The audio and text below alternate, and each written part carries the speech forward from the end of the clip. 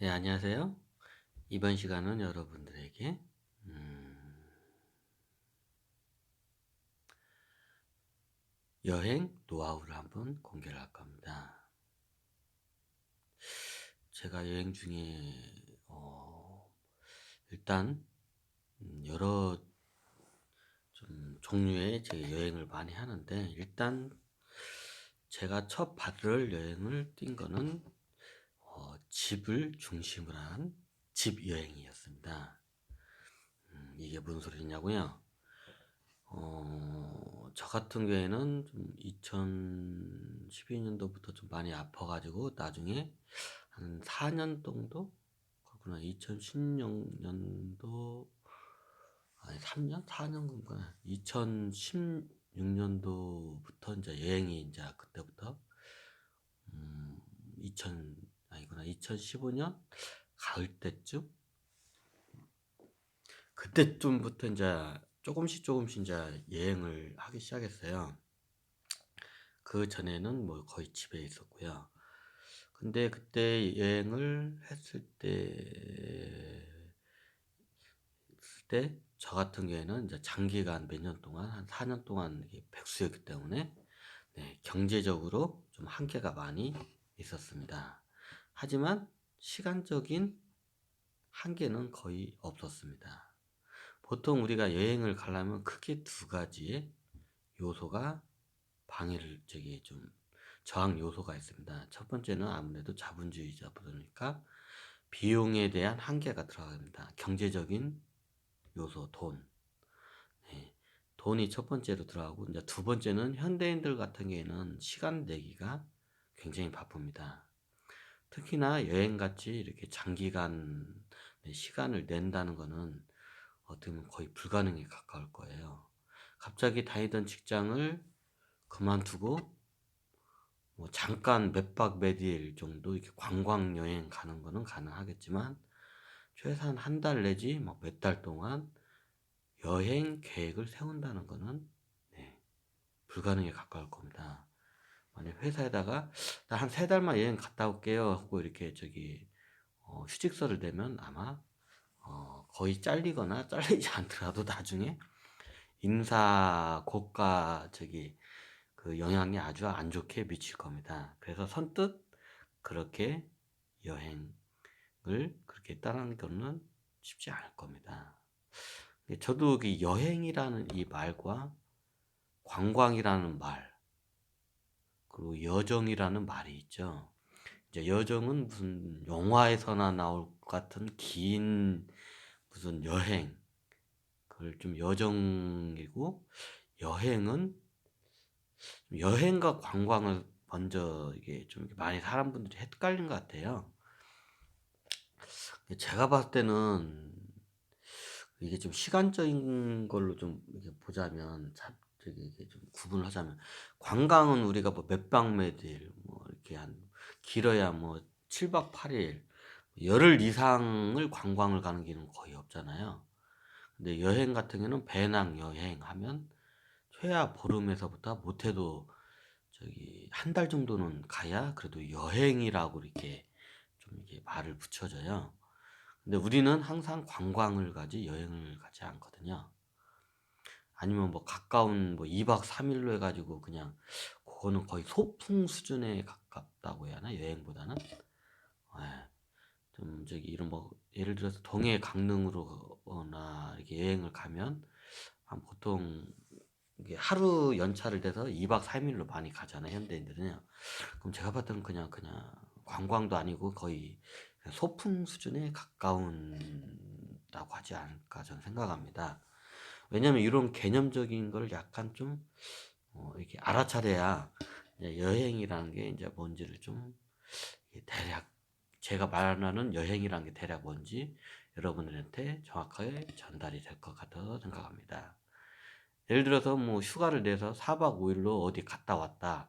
그러면 그거는 좀 관광적인 관점으로 봐야지, 여행적인 관점으로 보시면 좀 약간 어폐가 있지 않을까 하는 저의 그냥 지극히 주관적인 생각입니다. 제 이런 말을 왜 하냐면요, 현대인들은 관광과 여행을 많이 헷갈려하는 것 같아서 그렇게 지금 말씀을 드립니다. 그래서 저의 먼저 첫 번째 여행인 집 여행을 한번 여러분들에게 설명드리겠습니다. 먼저 집 여행은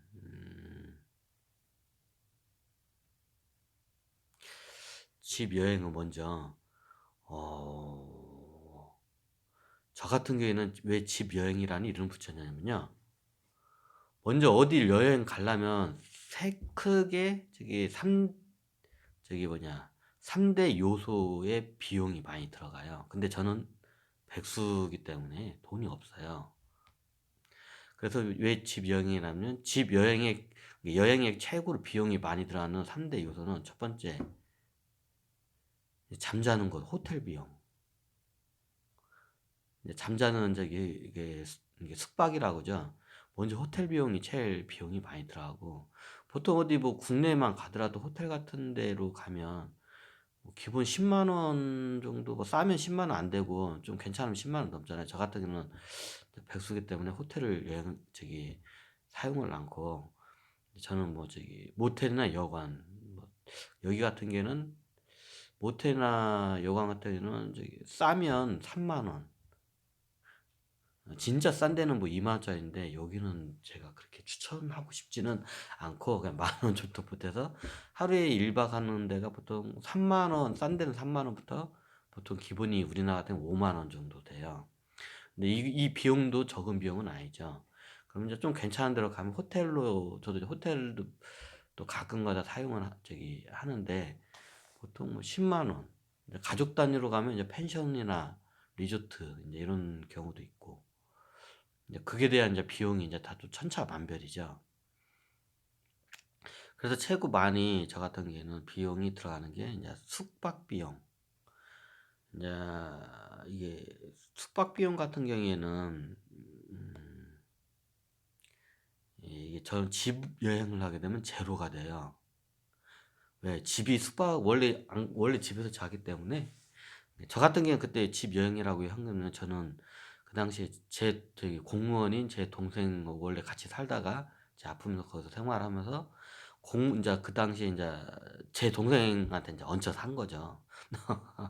그 당시에는 이제 제가 경제적인 능력이 없으니까 이제 집이나 뭐 집에 대해 들어가는 무슨 비용이나 관리 비용이나 그리고 모든 이제 식사 비용 같은 게 이제 다 이제 거의 제로니까 집에서 밥을 먹고 하게 되면 제로니까 호텔의 숙박 비용이 이제 제로고 이제 식사 비용도 제로예요. 왜냐면 집에서 일단 거의 밥을 대부분 해결하고요. 그 당시에 저 같은 경우에는 어디를 가잖아요. 이제 비용을 아끼기 위해서 제가 그 당시에 만드는 이제 밥이 있어요. 처음에는 제가 김밥을 이렇게 말아서 했는데 김밥을 마시는 주부들을 아시겠지만 말아가지고 이 소품 가고 여행을 가잖아요. 그 손이 굉장히 많이 가요. 그 시간이 김밥 하나 채우는데 장도 많이 봐야 하고. 그래서 저는 어떻게 했냐 집에 있는 밑반찬에다가 이게 비빔밥 있잖아요. 밑반찬으로 있는 걸로 그냥 비빔밥이나 밥을 볶아 먹거나 아니면 그냥 그것도 귀찮으면 그냥 흰 밥에다가 그냥 위에다가 그냥 반찬 같은 거 이렇게 안에다 넣어가지고 주먹밥을 만들어요. 이 주먹밥을 그냥 만들어 보시면 아실 거예요. 이게 그냥 간단해요. 그냥 이렇게 밥 해가지고 이렇게 해가지고 랩 같은 거 있잖아요. 그거를 비닐 랩 같은 거로 해가지고 이렇게 돌돌돌돌 말아요. 딱 주먹만하게. 그리고 거기다가 이제 그 네모난 김 한 장 있잖아요. 큰 거. 그걸 갖다 이렇게 딱 쌓으면 정확히 맞아떨어져요. 이제 그 상태로 비닐 랩에다가 이게 그거를 싸가지고 한 두 개 정도, 두 덩어리죠. 두 덩어리 싸고 가면 어지간하면 밖에서 식사가 좀 다 해결돼요. 한 덩어리는 제 식사량으로 봤을 때 주먹바지 딱 주먹만 하잖아요. 좀 모자라요. 그럼 두 덩어리가 약간 좀 배부르면서도 약간 남아요. 그래서 전 두 덩어리를 해가지고 점심을 해결하고 이제 들어와서 이제 아침 저녁은 집에서 이제 해결을 하고 그러면 식사 비용이 거의 제로에 돼요. 그냥 가끔 가다가 밖에서 인자 그 지역 음식이나 뭐 맛집이나 이렇게 좀 거기서 좀 먹어야 할 것 같을 때 인제 약간 비용이 발생은 해요. 네, 저 같은 경우에는 좀 돈이 없다 보니까 어떻게 뭐 지금도 없지만 그때만 없는 게 아니라 지금도 없지만 그때보다 인제 지금이 경제 사정이 낫긴 낫죠. 인제 저기 좀 약간 수익이 약간 발생을 했으니까요. 근데 그때는 뭐 수익도 없고 뭣도 없고 그냥 저기 일도 없고 뭣도 없고 그러니까 무조건 아끼면서 인제 여행을 다녔으니까 그 당시에는 밥이 인제 주먹밥으로 인제 그거를 그 밖에서 해결을 하고 아침 저녁은 어차피 제 동생한테 얹혀서 하니까 그냥 제로죠 그냥. 어차피 이런 모든 식사 비용은 제로입니다 그냥 그렇게 하게 되면. 네, 그러면 세 번째 비용이 인제 이동하는 비용이에요. 제가 뭐 어디 목적지까지 걸어갈 수는 없잖아요. 그러면 보통 당일날 어차피 집을 중심으로 해서 집에서 잠을 자고 먹고 자고 해야 하기 때문에 집을 중심으로 해야 하기 때문에 멀리 가지는 못해요. 근데 다행히도 집이 서울이었기 때문에 이게 광범위하게 이게 오랫동안 여행이 돼요. 옛날 저는 인제 저기 27살 때 상경을 인제 저기 전북 김제에서 상경을 했거든요, 서울로. 근데 저는 서울에서 아무것도 몰랐는데 이제 서울이 저기 제 친구가 그 얘기를 하더라고요. 서울 친구가 평생 서울에서 산 친구가 그 얘기를 서울을 다 하지 말라고 저한테 그 얘기하는 거예요. 서울을 평생 산 사람도 서울에 뭐가 있는지도 모른다고. 근데 그 말이 맞더라고요. 서울이 굉장히 이게 광범위에 넓고 지역마다 특색도 틀리고 뭐가 있는지도 모르고 인구도 많고 그 서울만 보는 게 아니라 서울 주변으로 해 가지고 인제 그 인제 우리가 위성 도시라고 하죠. 인제 수원, 남으로는 수원, 북으로는 의정부, 동으로는 인천, 저기 서로는 저는 인제 저기 그걸 애매한데 인제 저기 그 성남이나 성남으로 인제 성남까지 이렇게 보면 저는 보거든요. 그러면 그 안에만 해도 인구가 우리나라의 인구가 거의 반 이상이 그 안에 다 살아요, 실질적으로. 그리고 거기에 인구가 많이 살고 인프라가 다 그 안에 우리나라는 다 들어가 있어요. 그 수도권 그 안에. 그럼 거긴 기본적으로 지하철이 다 들어가 있거든요. 그럼 지하철로만 이동을 해도 이게 이게 저기 금방 가요. 어차피 하루에 좀 부지런히 움직이면 아침 일찍 갔다 좀 늦게 들어오면 그날 저기 하루 일정을 그냥 쉽게 소화를 해요. 그리고 뭐 지하철 비용은 아시겠지만 아무리 멀리 가도 뭐 저기 왕복이 3,000원 이상은 넘지는 않아요. 보통 한번 편도로 가도 아무리 멀리 가도 저기 한 천 몇백 원? 근데 지금은 좀 올랐나 가격이? 저도 인제 이걸 하도 저기 지하철 그냥 저기 카드로 그냥 찍으니까 인제 한 번 갈 때 얼마인지 인제 어디서 어느 역에서 어느 역까지 대략 얼마인지 모르는데 그냥 뭐 천 몇백 원 들어가겠지 뭐 그냥 그렇게 가는데 인제 저기 보통 그 당시에는 좀 이제 제가 돈에 예민했기 때문에 아무리 못해도 아무리 저기 해도 하루 왕복을 하잖아요. 그러면 3,000원 이상은 넘잖아요. 보통 2천 몇백 원. 가까운 데는 인제 뭐 천 몇백 원이면 가긴 가죠, 그 당시에는. 지하철 저거 뭐. 근데 멀리 가 봤자 2천 몇백 원이에요, 그냥 왕복이. 그리고 인자 이게 비용이 많이 들어가요, 세 가지가. 이게 숙 저기 숙박, 식사, 그 이동. 이게 숙식, 그 이동 수단 이게 하여튼 여행하면 이게 제일 많이 들었는데 집을 중심으로 집 여행을 하게 되잖아요. 그러면 음 이게 이 비용이 거의 인제 뭐 지하철 이동비하고 가끔 가다 밖에서 식사하는 비용 말고는 들어가는 게 없어요. 그래서 제가 한번 좀 저기 그 비용을 한번 산출해 봤어요. 뭐 다른 핸드폰 요금이나 이런 걸 다 빼고 한 달 동안 저기 거의 여행을 하면서 생활하잖아요. 어차피 집에서 밥 먹고 하는 거는 다 동생한테 좀 이게 얹혀 살기 때문에 뭐 좀 약간 좀 제가 이런 원래 이런 저기 짐 여행이 아니고 그냥 기생 여행이라고 좀 붙이려고 했는데 기생 여행이라고 하면 약간 기생충 같은 그런 기분이 좀 들어서 좀 약간 부정적인 이 지금 이미지가 들어 가지고 제가 안 이거를 안 썼는데 집여행이라고 제가 이제 이름을 붙였는데 원래 이게 기생여행이라고 왜냐면 제 동생한테 기생을 하면서 여행을 하기 때문에 기생여행이라고 하려고 하다가 에이 그건 좀 그렇다 해 가지고 지금 집여행으로 제가 바뀌었어요. 그러니까 이렇게 하다 보니까 비용 자체가 안 들어가요. 그리고 제 동생 입장에서도 그렇게 저한테 지원하는 게 이게 그렇게 많이 인제 적어지도 않고. 그럼 여러분 같은 경우에도 여러분들 예를 들어서 여러분들이 저처럼 뭐 수도권 지하철에 있는 수도권에 살고 그리고 만약 여러분들이 돈을 못 버는 학생 신분이라고 하잖아요. 뭐 그게 고등학생이 될 수도 있고 대학생이 될 수도 있습니다. 아니면 대학을 졸업하고 백수고 아니면 저처럼 이게 일을 하다가 백수 생활이 되는 경우도 있을 겁니다. 그러면 이제 이렇게 잠깐 이렇게 놓고 이렇게 근데 이게 보니까 저도 이걸 좀 조언하기가 이게 젊은 분이나 학생 신분이면 이게 가능한데 예를 들어서 집에 가장이신 분이 이렇게 하시면 힘들 것 같더라고요. 근데 또 역으로 생각하면 이게 전업주부분들한테는 이게 정말 좋은 거예요. 전업주부 같은 경우는 예를 들어서 애들 다 키우고 애들 학교 보내고 하면 애들이 인제 혹시 아침에 좀 밥 해 주고 남편 출근하고 애들을 이게 학교로 보내잖아요. 그러면 할 일이 없어요 별로. 그러면 이럴 때 이런 분들이 전업주부분들이 이렇게 저처럼 이렇게 여행을 다니시면 굉장히 뭐 비용도 거의 안 들고 아주 유용하지 않을까. 이게 사람이 이렇게 책으로 보는 것과 인터넷으로 보는 거 이게 활자로 보는 거 있잖아요. 책으로 정보를 접하는 거고 인터넷 정보를 접하는 것과 직접 가서 체험을 하고 뭐 이렇게 두고 발을 이게 직접 걸으면서 보는 거고는 하늘과 땅 차이거든요. 이제 저 같은 경우에는 그 당시에 집 여행을 하면서 인제 옛날에 킨텍스나 인제 요즘은 잘 안는데 삼성역인가? 삼성역에 보면 코엑스인가? 거기에 전시회를 많이 열잖아요.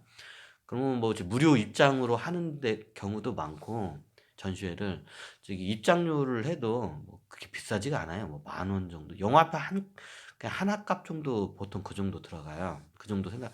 영화 한 편 볼 것 같다가 전시회 비용이 그 정도밖에 안 들어가요. 영화 한 편 보는 비용밖에. 저도 그거로 가면서 현대 인제 이런 기업들이나 인제 이런 경제 같은 거나 아니면 문화적인 게 이런 게 어떻게 돌아가는지 인제 그걸 갖다가 체크를 가요. 인제 거기 같은 경우에는 한번 가면 하루 종일 있는 거는 좀 이게 거의 볼 게 그렇게 없고 보통 한 세 3-4 시간 하면 거의 하루 스케줄을 다 소화를 하거든요. 그런 경우도 있고. 왜 얘기하냐면 제가 계획은 그냥 그날그날 이게 태블릿 PC로 보면서 즉흥적으로 그냥 선택을 해요, 그 전날. '아 오늘은 어디 갔는데 아 내일은 어디 갈까?' 하면서 '오늘은 재밌었는데 내일 갈까?' 뭐 태블릿 PC로 요즘은 뭐 정보통신이 굉장히 발달했잖아요. 요 제가 여행을 하던 2016 년보다 지금 보면 블로그나 요즘 여행 유튜버들도 굉장히 많아요. 그 당시에는 여행 유튜버가 제가 했을 때는 없었고 인터넷에 인제 뭐 지식인, 그 블로그 뭐 여행 관련 카페? 하여튼 이렇게 검색을 치면 인제 고런 인제 그냥 글로 쓴 정보들이 인제 많았었죠. 사진인 좀 들어가고. 근데 요즘 같은 경우에는 사진 정보도 많고 동영상 정보도 많기 때문에 오히려 더 쉽게 그렇게 정보를 얻기가 쉬워요. 그리고 뭐 네이버나 다음 카카오에서 제공하는 여행 관련 맵 관련으로 해서 여행 정보들이 겁나게 많아요. 우리가 몰라서 그러지 그런 채널 정보들이 엄청나게 많거든요. 그러면 모든 거는 정보 같은 거는 이게 제가 같은 경우에는 책 같은 거는 잘 안 보고요. 저는 책을 별로 그렇게까지 안 좋아해요. 거의 태블릿 PC 인제 저 같은 태블릿 PC를 가지고 다녀요. 태블릿 PC의 특징이 뭐냐면 PC의 성격과 핸드폰의 성격을 두 개를 갖고 있으면서도 이게 들고 다니기는 좀 그런데 가방에다 넣고 다니면서 그때그때 이걸 보기가 편해요. 근데 핸드폰은 작아 가지고 눈에 좀 아프기도 하고 이게 저기 때문에 저는 태블릿 저기 핸드폰보다는 태블릿 PC를 애용을 해요. 태블릿 PC를 이렇게 그냥 칩만 하나를 이렇게 저기 핸드폰에 있던 칩을 갖다가 유심 칩을 갖다가 태블릿 PC에 넣으면 똑같이 전화 연결까지 되는 태블릿 PC 다 있거든요. 뭐 그거를 그냥 저는 사용해요. 어차피 저한테 뭐 전화 오는 사람도 없기 때문에 굳이 핸드폰을 들고 다니지 않고 저는 그냥 배낭 가방 뒤에 배낭에다가 그냥 태블릿 PC를 들어가면서 그때그때 그냥 거기서 정보를 얻으면서 계획을 그냥 그 자리에서 즉흥적으로 해요. 그럼 오늘 이렇게 했다가 그러면 다른 지역 여행 정보하고 이쯤 오늘 여행 정보하고 연결되는 데가 있어요. 뭐 예를 들어서 내가 무슨 저기 누구 뭐냐 어떤 왕 정릉묘를 갔다가 제가 우리 집에서 가까우니까 정릉묘를 갔다가 여행했다. 그럼 다음에 이제 왕 관련 이렇게 이제 하다가 이런 왕묘도 가고 저런 왕묘도 이제 한 번씩 가요. 뭐 선릉도 가고 뭐 누구 이제 묘도 가고 이제 그래요. 이제 그런 데 가면서 이제 다 이제 그게 이제 다 이제 뭐냐 어떻게 보면 그게 다 그 자체가 여행 정보니까요. 그러면 여행을 다니다 보면 서울 같은 경우에는 이게 인프라가 원체 이게 잘 돼 있기 때문에 끈이 바로바로 연결이 돼요. 그러면 지하철이 기본적으로 다 깔려 있고 조금 걸어가거나 버스 타면 다 제 목적지까지 쉽게 갈 수가 있어요. 근데 지방 같은 예를 들어서 저는 전북 김제락에서 사는데 이게 주변 인프라가 거의 진짜 거의 서울에 비하면 거의 제로에 가까워요. 그리고 뭐 이게 전주나 인프라가 좀 잘 되는 데가 전주나 뭐 군산, 익산 뭐 요 정도가 좀 잘 돼 있거든요. 여행 인프라가 조금. 근데 서울에 비하면 진짜 세 발의 피해예요. 볼 게 없어요. 몇 번 돌면 끝이에요.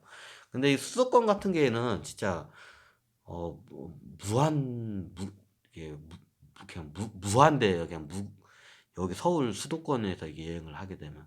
근데 저도 이게 옛날 고시원을 중심으로 지방을 여행했는데 이게 전북 이게 그 전북만큼 아닌데 거의 비슷해요. 한계가 딱 다다라요. 그냥 어느 여행을 갈 수 있는 그 컨텐츠 거리가. 근데 서울은 무궁무진해요.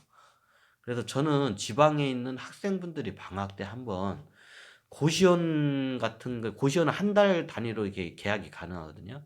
그럼 한 달에 보통 서울에 있는 고시원들이 좀 비싸요. 서울에 있는 고시원들이.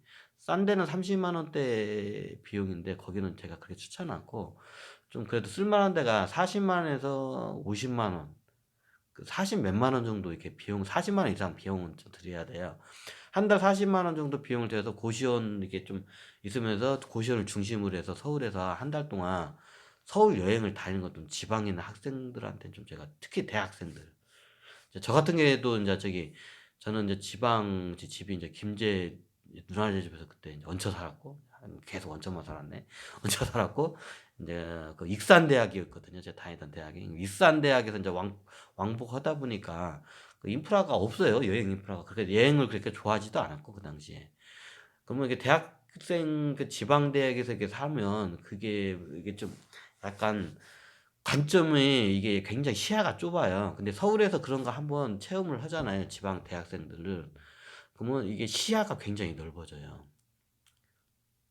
의외로 서울에서 대학을 다녀도 이게 돌아다니는 걸 별로 대부분이 여행을 안 다녀요. 이런 게 있다는 것도 모르고 그냥 거의 학도집이라고 말해요. 학도집까지는 너무 저거까지만 그냥 집 오고 학교만 대학 생활해도 집에서 학교만 안 가고 그냥 가까운 주변만 왔다 갔다 하지. 이런 주변에 이런 좋은 인프라를 잘 활용을 못 해요. 근데 저 같은 근데 지방 분들한테는 더 이제 이게 환경적으로 이게 한계에 부딪히는데 방학 때 한 달 정도 그렇게 그냥 배낭여행 가듯이 서울 여행을 가자. 저도 서울 여행을 몇 년 동안 한 적이 그렇게 다녔는데 서울에서 저도 한 20년 살았나 서울 한 십몇 년 살았나 하여튼 그렇게 했는데도 서울에 뭐가 있는지 몰라요. 그리고 그 옛날에 저기 뭐냐 그 직장 하여튼 일 다닐 때는 제가 일할 때는 바빠가지고 뭐 여행 그때는 뭐 돈이 많이 돈을 벌어도 시간이 없어서 네, 좀 핑계거리기도 한데 시간보다는 그냥 관심이 없어서 여행을 그때는 안 다녔죠. 여행 다니려고 몇 번 제가 이게 마음을 먹었는데 귀찮더라고요. 그것도 힘들고 여행 다닌 것도 굉장히 에너지가 많이 들고 그것도 좀 자기하고 성향이 맞아야 그것도 되지 안 돼요. 그래서 이제 그런 분들을 위해서 제가 이제 먼저 최고 중요한 게 문턱을 넘는 게 밖에 나간 때는 문턱을 먼저 넘는 게 첫 번째가 중요해요. 제일 문턱을 넘는 게 제가 어떻게 보면 제일 좀 힘든 것 같아요. 문턱을 넘으면 이제 그다음부터는 이게 다음 이게 술술술 좀 풀리는 경우가 많은데 이제 이게 문턱을 넘는 차원에서 이렇게 강의를 제가 해 드려요. 그러면 이제 그렇게 해 가지고 서울에 집에 있는 학생분들 같은 경우에나 주부들 아니면 내가 지금 백수다. 그럼 요즘 뭐 요즘 같은 경우에는 이게 이게 잘 돼 가지고 저기 뭐냐 산재보험이 다 기본적으로 다 돼 있잖아요. 그럼 국가로부터 산재보험하면서 몇 달 동안 자기의 급여에 하여튼 그게 몇십 프로 정도 이게 그게 이게 나와요. 그러면 직장을 구하면서 이렇게 너무 서두르지 말고 직장을 구하면서 한번 한 뭐 직장을 구하는데 한 그게 한 빨라야 뭐 한 세 달 안에 솔직히 새로운 직장을 찾기 힘들잖아요. 3달 안 그 직장을 찾는 동안 여유롭게 한번 이렇게 중간중간에 이게 집 여행을 이렇게 하면 집을 중심으로 그냥 그날 생각나면 다음날 어디 갔다 와 가지고 거기 한번 여행 가지 하고 인제 그리고 인제 취업 활동하고 어차피 하루 종일 취업 활동한다 해서 그 취업이 빨리 되는 건 아니잖아요. 뭐 아무리 빨리 돼도 3달 안에 취업되는 건 거의 그게 좀 쉽지가 않고 자기가 완전히 뭐 준비돼 그게 있지 않은 이상은.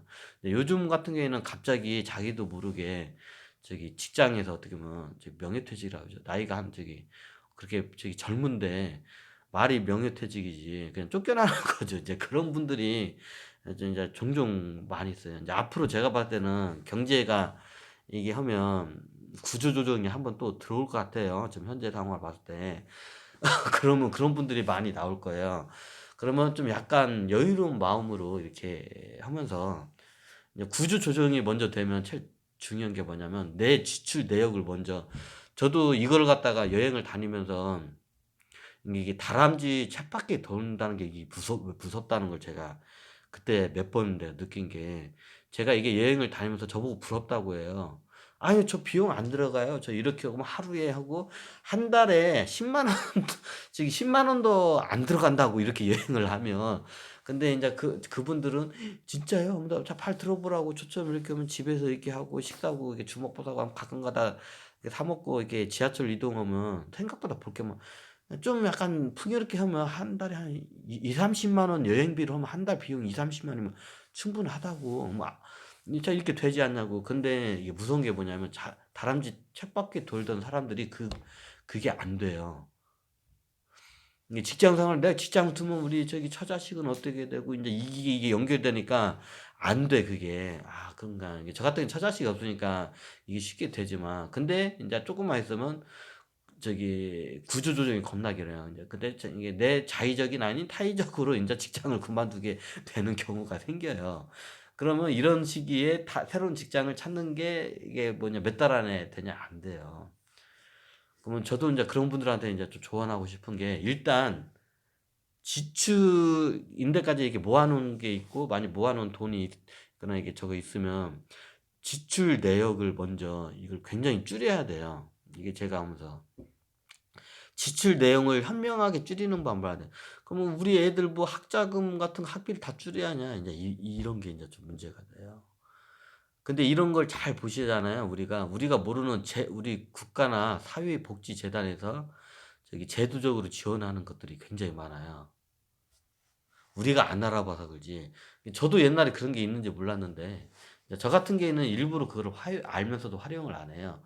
왜냐하면 어차피 그 국가의 예산이 정해져 있잖아요.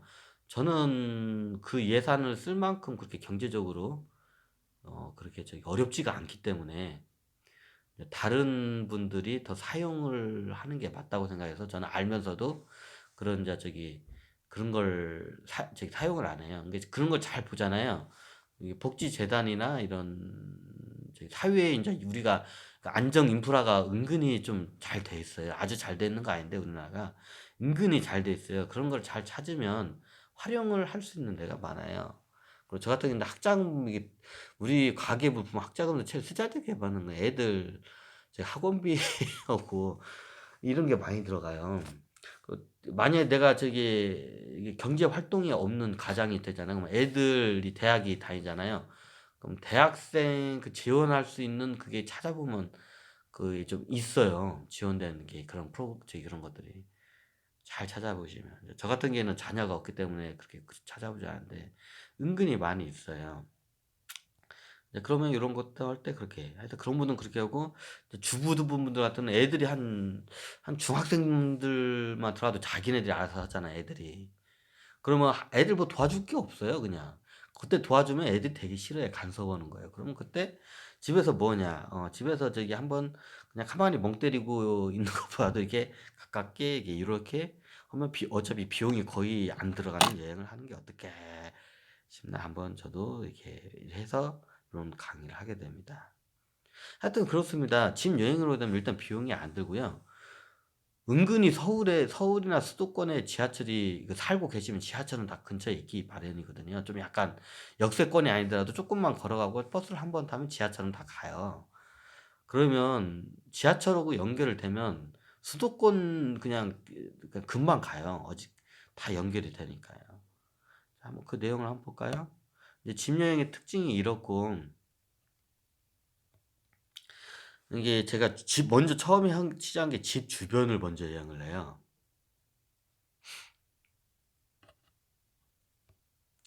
이게 저는 집이 서울시 성북구 도남동 한신 아파트 가까운 역은 그 성신여대역이었거든요. 그래서 저는 처음부터 집 주변부터 봐요. 이제 집 주변에 우리 집 바로에서 걸어가면 한 30분 안내 거리에 정릉이 있어요. 그 정릉이 꽤 크고 볼 게 많더라고요. 생각보다 난 묘 하나만 딱 있고 뭐 난 정릉이 처음에 그냥 이 집 주변인데도 거기서 한 거의 십몇 년을 살았는데도 한 번도 안 갔는데 이제 그때 아프니까 이제 한번 뭐가 있고 이제 시간이 많으니까 한번 가까운 데 가다 보니까 정릉을 그때 갔던 것 같아요. 먼저. 근데 정릉을 가니까 난 처음에 정릉이 그냥 우리나라 정조왕 저기 묘인가 보다. 그게 그러니까 정릉이겠지 했는데 정릉이 그 정릉이 아니더라고요. 나중에 이게 뭐 가서 딱 보니까 정릉이 그 옛날에 태조 있잖아요. 그때 이제 그 주변에 있는 그 해설사분들한테 들은 게 아니라 주변에 있는 거기 그 당시에 보면 꼭 그 주변에 그 좀 약간 그 지역에 대해서 잘 아는 이제 어르신분들이 그냥 그러신 분들이 이제 거기에 대해 얘기를 해주더라고요. 거기 여행을 갔는데 여기는 예전에 그 뭐냐 우리가 태조 이성계의 그 우리가 잘 알고 있는 첫째 부인 말고 그 민씨 부인이란 두 번째 부인인가 하여튼 이제 첫째 부인의 이게 그 나중에 이게 정종과 태종 이제 2대 3대 왕의 어머니 있잖아요.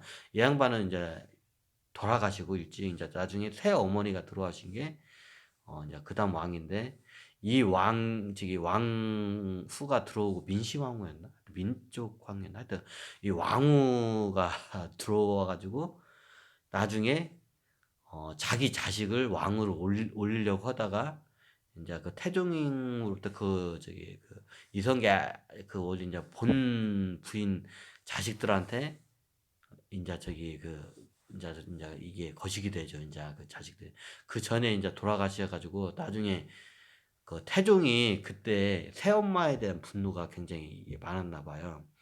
그래 가지고 자기가 왕이 된 하여튼 자기가 인제 왕이 되고서 이제 어떻게 했냐면 그 자기 새엄마에 대한 자기 쉽게 말하면 자기 그 태종의 그 부인이 정릉묘예요. 자기 새엄마 묘죠. 태종의 새엄마 묘.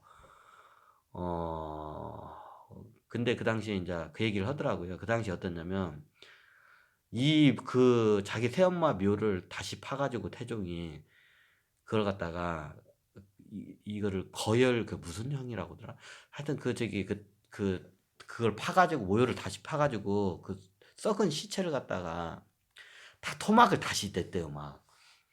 원래 이게 큰 죄를 지면 이제 목을 먼저 베고 그 목을 갖다가 성문에다가 효시를 하고 그리고 온 몸을 갖다가 쪼개 가지고 전국 팔도에 그 시체를 갖다 다 보낸대요. 그리고 예전에 그 시체를 갖다 성문에다가 다 걸어 놓는대요.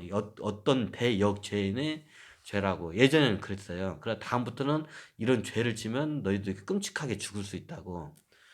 일단 목은 갖다가 저기 그 수도 도성 성문에다가 걸어 놓고 나머지 이제 팔다리 막 다 쪼개잖아요. 그러면 그걸 팔도에 있는 모든 이제 이런 도시 성에다가 다 그걸 걸어 놓는데요. 백성들이 보게끔. 누구든지 이렇게 대역죄를 지으면 이렇게 한다고 이제 그런 식으로 해가지고 온몸을 쪼개는 이런 그 형벌을 가해요. 근데 사람이 그 사람이 죽었잖아요. 그러면 묘를 파가지고 그 시체를 쪼개가지고 해요. 근데 그게 뭐 걸진 않고 쪼개가 다시 넣고 그 짓을 태종이 몇 번을 해요. 한 번만 한 게 아니라 이제 서 이게 가끔 가다가 이제 뭐 이게 얘가 빡 돌면 이제 갑자기 그냥 새엄마한테 이제 이제 그 당한 걸 생각하면 이제 새엄마한테 당한 게 왜냐면 새엄마가 역사에는 안 나는데 새엄마가 이제 정종하고 거기 태종하고 그 이제 또 왕이 세 명이 왕자가 있었잖아요. 그 왕자의 난이 일으킬 때 얘네들 죽이려고 했었어요. 몇 번 죽이려고 시도를 했었어요 옛날에. 정조전도 얘네들 죽이려고 하고. 이제 태종도 이제 이게 나중에 그걸 알아채고 태종도 이렇게 가만히 있다가 나중에 이제 왕자의 난으로 해가지고 이제 다 엎어버리죠. 자기 아버지 다 쫓아내고. 그때 실질적으로 자기의 이제 그 아들을 갖다가 왕으로 쉽게 나중에 이제 세자로 자기 왕을 이제 세자로 책봉까지 다 했죠. 하기는. 이제 그 후한을 없애기 위해서 저기 자기 이성계 그 본처 자식들을 다 죽이려고 했었어요. 이제 그때 이제 그 한이 이제 태종이 이제 많이 있으니까 나중에 왕이 되고 이제 그때 이제 한이 이제 하면 그 짓을 세 번을 했다고 하더라고요. 자기의 새엄마의 묘를 파가지고 이게 막 그 시체를 토막 내고 막 해코지한 거를 그걸 세 번을 했대요, 무려.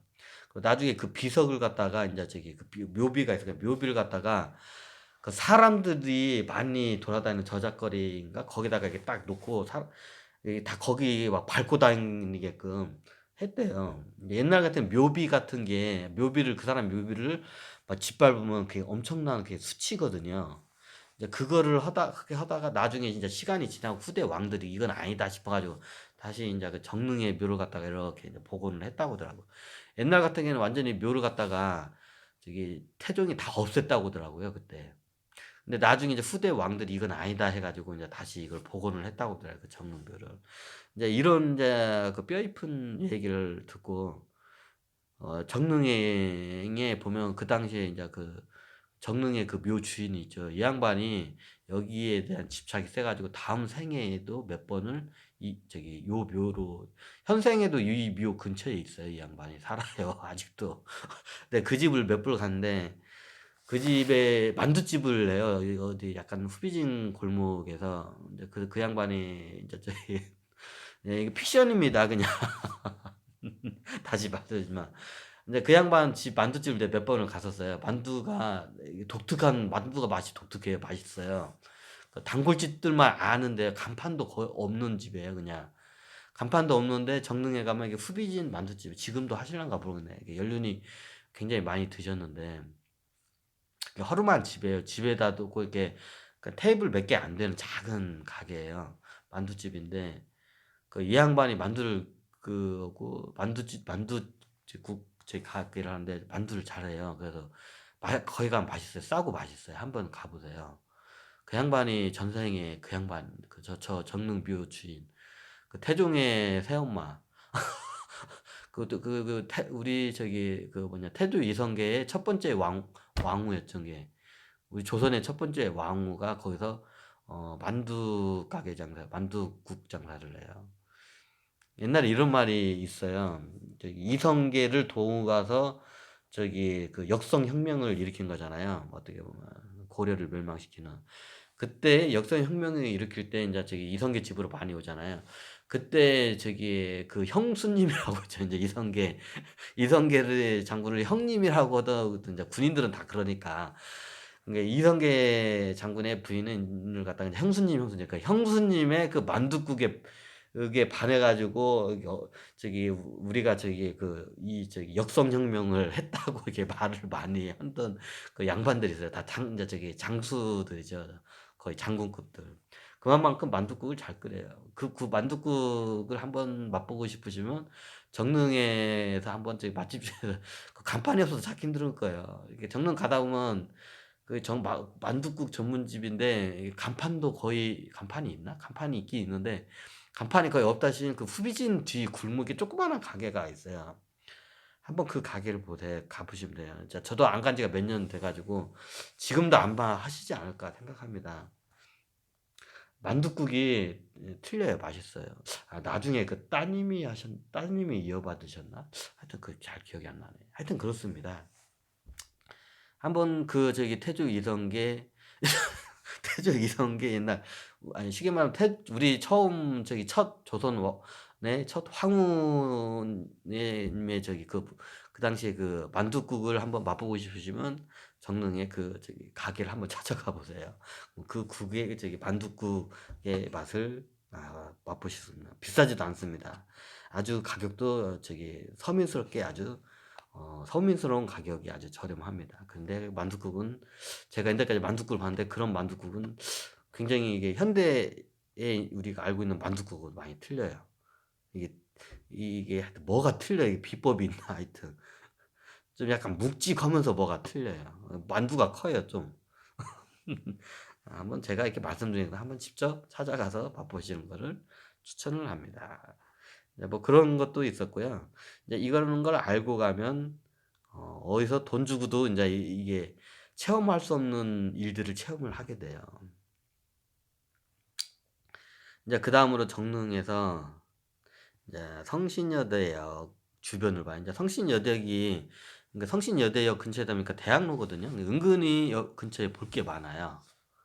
이제 요건 간단하게 패스를 하고 이제 성신여대역보다는 대학로 쪽이 더 많거든요. 대학로는 성신여대는 그냥 상권이 잘 이게 활성화된 거되고 성신여대는 그렇고 저기 대학로가 이제 볼거리가 많아요. 성신여대역을 잘 알고 보면 이게 대충 보면 아니 그냥 뭐 이게 뭐 다른 데고 그냥 뭐 똑같은 뭐 이게 저 그냥 뭐 상권이네 그냥 뭐 먹자골목이 그거 뭐 하네 아니 그런데 성신여대 근처가 여기가 역사가 좀 있어요. 이걸 내가 저기 역 주변 역세권 이렇게 보면 근데 여기 상인들도 모르고 주민들도 몰라요. 그 역사적인 그 배경과 여기 그 중요성을 이제 간단하게 하게 되면 여기 이게 성신여대 여기 보면 이 역세권이 여기 성북동 쪽하고 다 연결이 돼요. 이게 뭔 말이냐? 이게 성북동이면 여기가 우리나라에서 성북동이 뭔 역할을 하냐면 우리나라를 어떤 사람이 그 얘기를 하더라고요. 우리나라를 움직이는 게 누군지 아냐고 보니까 모르겠다고. 우리나라 움직이는 건 크게 3대 축이 있대요. 3대 축이 뭐냐? 뒤에서 움직이는 게 3대 축이 있대요. 그게 뭐냐고.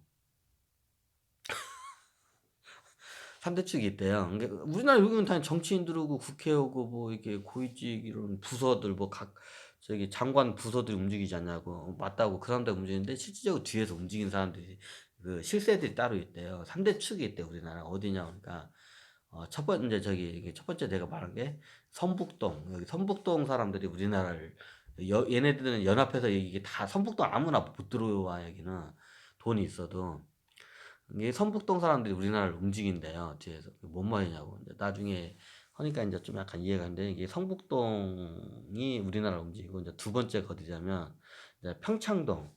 평창동은 성북동은 이제 정치적인 이게 색깔이 강하게 움직이고요. 그래서 평창동은 여기는 경제적인 색깔이 강하게 움직이고 이제 그 다음이 세 번째가 이제 명동. 이제 명동에 대해서 이제 들어보시는 분들이 이제 많이 알기 때문에 뭐 길게 안 해도 이제 명동 같은 경우에는 이게 굉장히 글로벌하게 금융 지하 조직이 여기 많거든요. 어, 그래가지고 이제 명동 이게 우리나라를 움직이는 이게 3대 축이라고 하더라고요. 그래서 제가 옛날 성북동이나 이제 평창동 여기를 좀 많이 왔다 갔는데 이제 겉으로 보면 그냥 아유 그냥 뭐 저기 그냥 뭐 명동은 번화가고 중국 사람들 많이 오는 번화가고 평창동하고 성북동은 딱 봐도 아유 뭐 산 중턱에 있는 뭐 저기 산 깎아서 만든 부자 동네네 이게 딱 이 느낌이에요. 근데 그 이제 그 알고 가면 인제 그게 보여요. 이제 모르고 가면 '에이 그냥 부자 동네네. 그냥 미국의 비버리힐즈 뭐.' 그렇게 생각을 하는데 예 인제 이게 좀 알고 가면 이게 틀리거든요.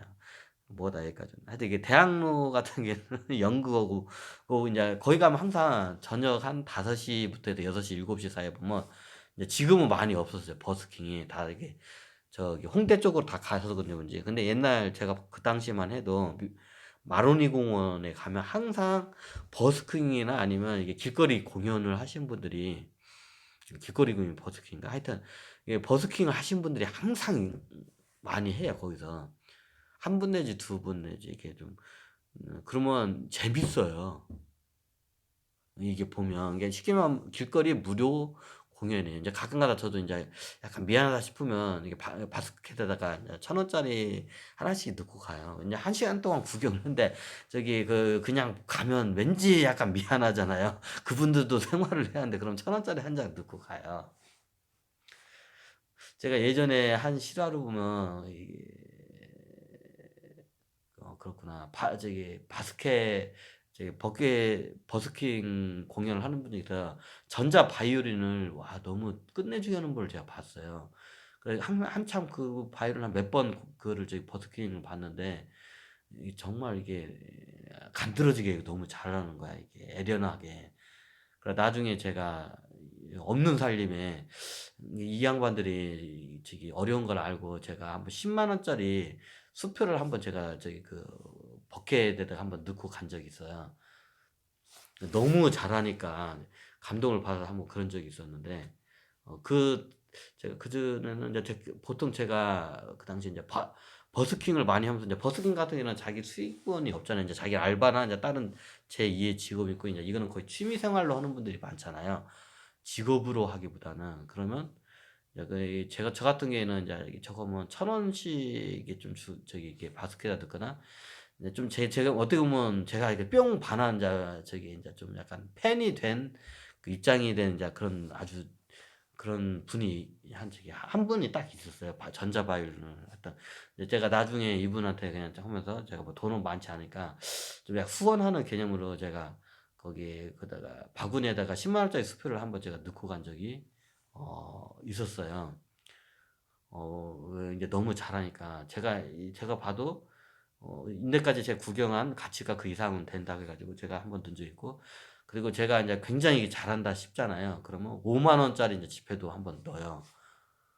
아 요분도 굉장히 잘하고 저런다. 그리고 이제 이런 거 그때 아주 이례적이고 아니면 좀 잘하고 하다 이게 좀 이분들이 오랫동안 공연하고 싶었으면 싶었다 하면 만 원짜리를 넣어요. 근데 그렇지 않은 분들은 보통 이제 1,000원짜리를 넣고 이제 그래요 저 같은 경우에는. 이제 없는 살림에 인제 그래도 인제 옛날에 할 건 다 했네 그러고 보니까. 없는 살림에 하여튼 그랬던 것 같습니다. 그리고 대학로 연극을 하면 버스킹이 보통 그 당시에 어디를 많이 하냐면 지금은 홍대가 아예 다 그때 버스킹을 할 때 홍대 그쪽으로 하고 가끔가다 신촌에서 보는데 버스킹이 서울에서 제일 많이 보이는 게 인제 제일 가까운 제가 인제 먼저 버스킹에서 한 게 대학로에 마리노니 가면 매일마다 버스킹을 했어요 그 당시에. 요즘은 잘 않더라고요. 다 홍대 쪽으로 가셔서 그런지 아니면 코로나 때문인지 몰라도. 그러면 이거 이게 대학로 쪽에 버스킹을 많이 인제 공연을 그때 길거리 공연을 많이 저기 봤고 그다음으로 인제 가까운 데를 제가 많이 가다 보니까 저기 안국이라든가 이게 저기 뭐냐 인사동 쪽 이게 보면 거기도 인제 하거든요. 저기 뒤에 무슨 저기 저기 담자락 그쪽 거리에서도 하고 그럼 거기서 하게 되면 그 외국에서 인제 거기는 관광지다 보니까 외국 여행객들이 와 가지고 무슨 희한한 악기로 이게 저기 공연을 하는 것도 많이 봐요. 그러면 인제 그 당시에 인제 거기 제일 가까운 데니까 인제 거기 이로서 이제 여행을 많이 다니면서 거기서 인제 저기 길거리 공연 이색 공연을 많이 봐요. 거기는 저기 외국 관광객들 외국에서 여행을 온 저기 젊은 사람들이 거기서 인제 버스킹 공연을 하더라고. 근데 그런 거 보면서 인제 이색적인 다른 나라의 공연 문화도 인제 많이 접하게 됐고요. 거의 뭐 무료니까 그렇다고 제가 뭐 1,000원짜리 항상 넣은 게 아니라 좀 오랫동안 구경하고 좀 이게 미안하다 싶으면 1,000원짜리 한 장 넣고 가요.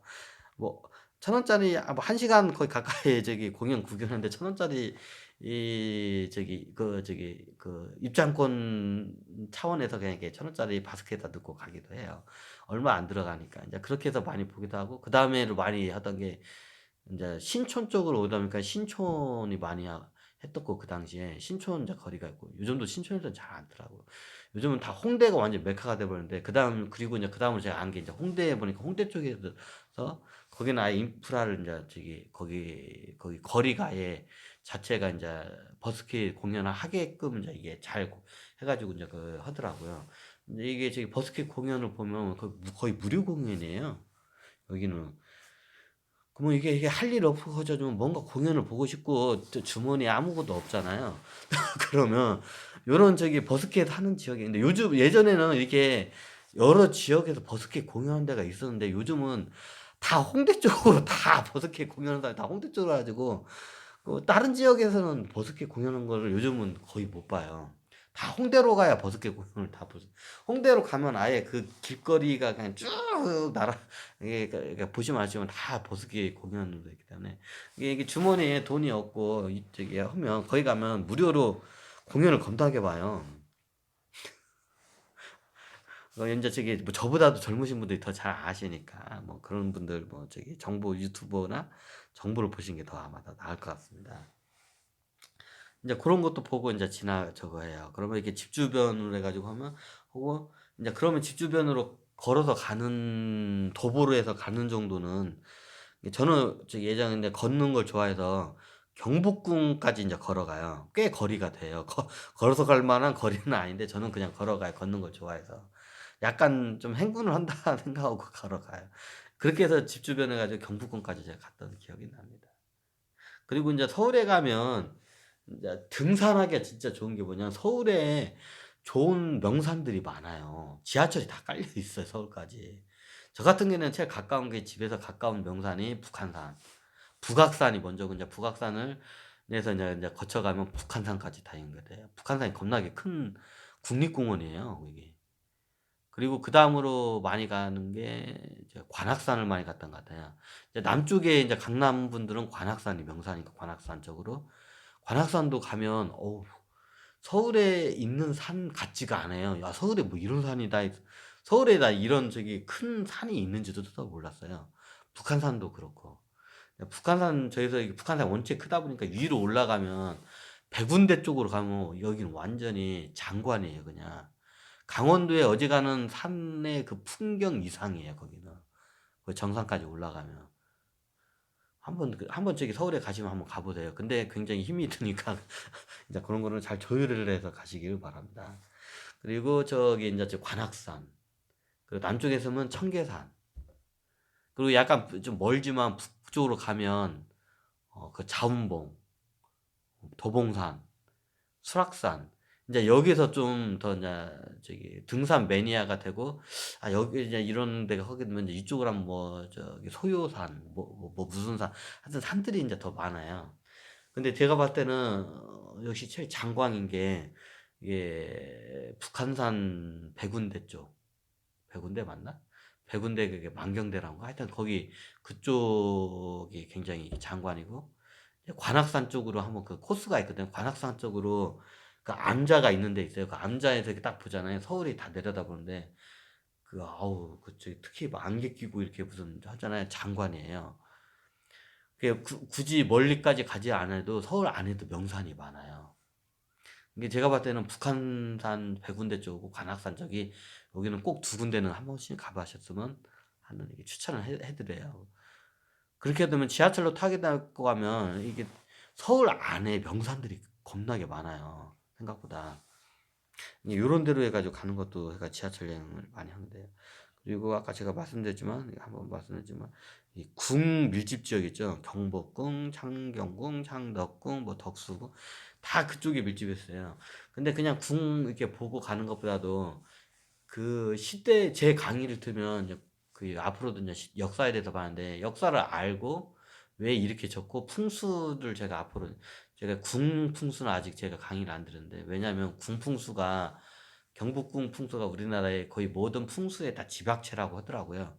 근데 이걸 알고 가잖아요. 그러면 그냥 가면 '아유 그냥 기와집 큰 집이 옛날 왕이 살던 집인가 보다.' 이제 이렇게 보던 시야가 틀리게 보여요. 한 예로 봤을 때 예전에 궁 왕들이나 왕이나 왕이 항상 암살 위험에 많이 시달려요.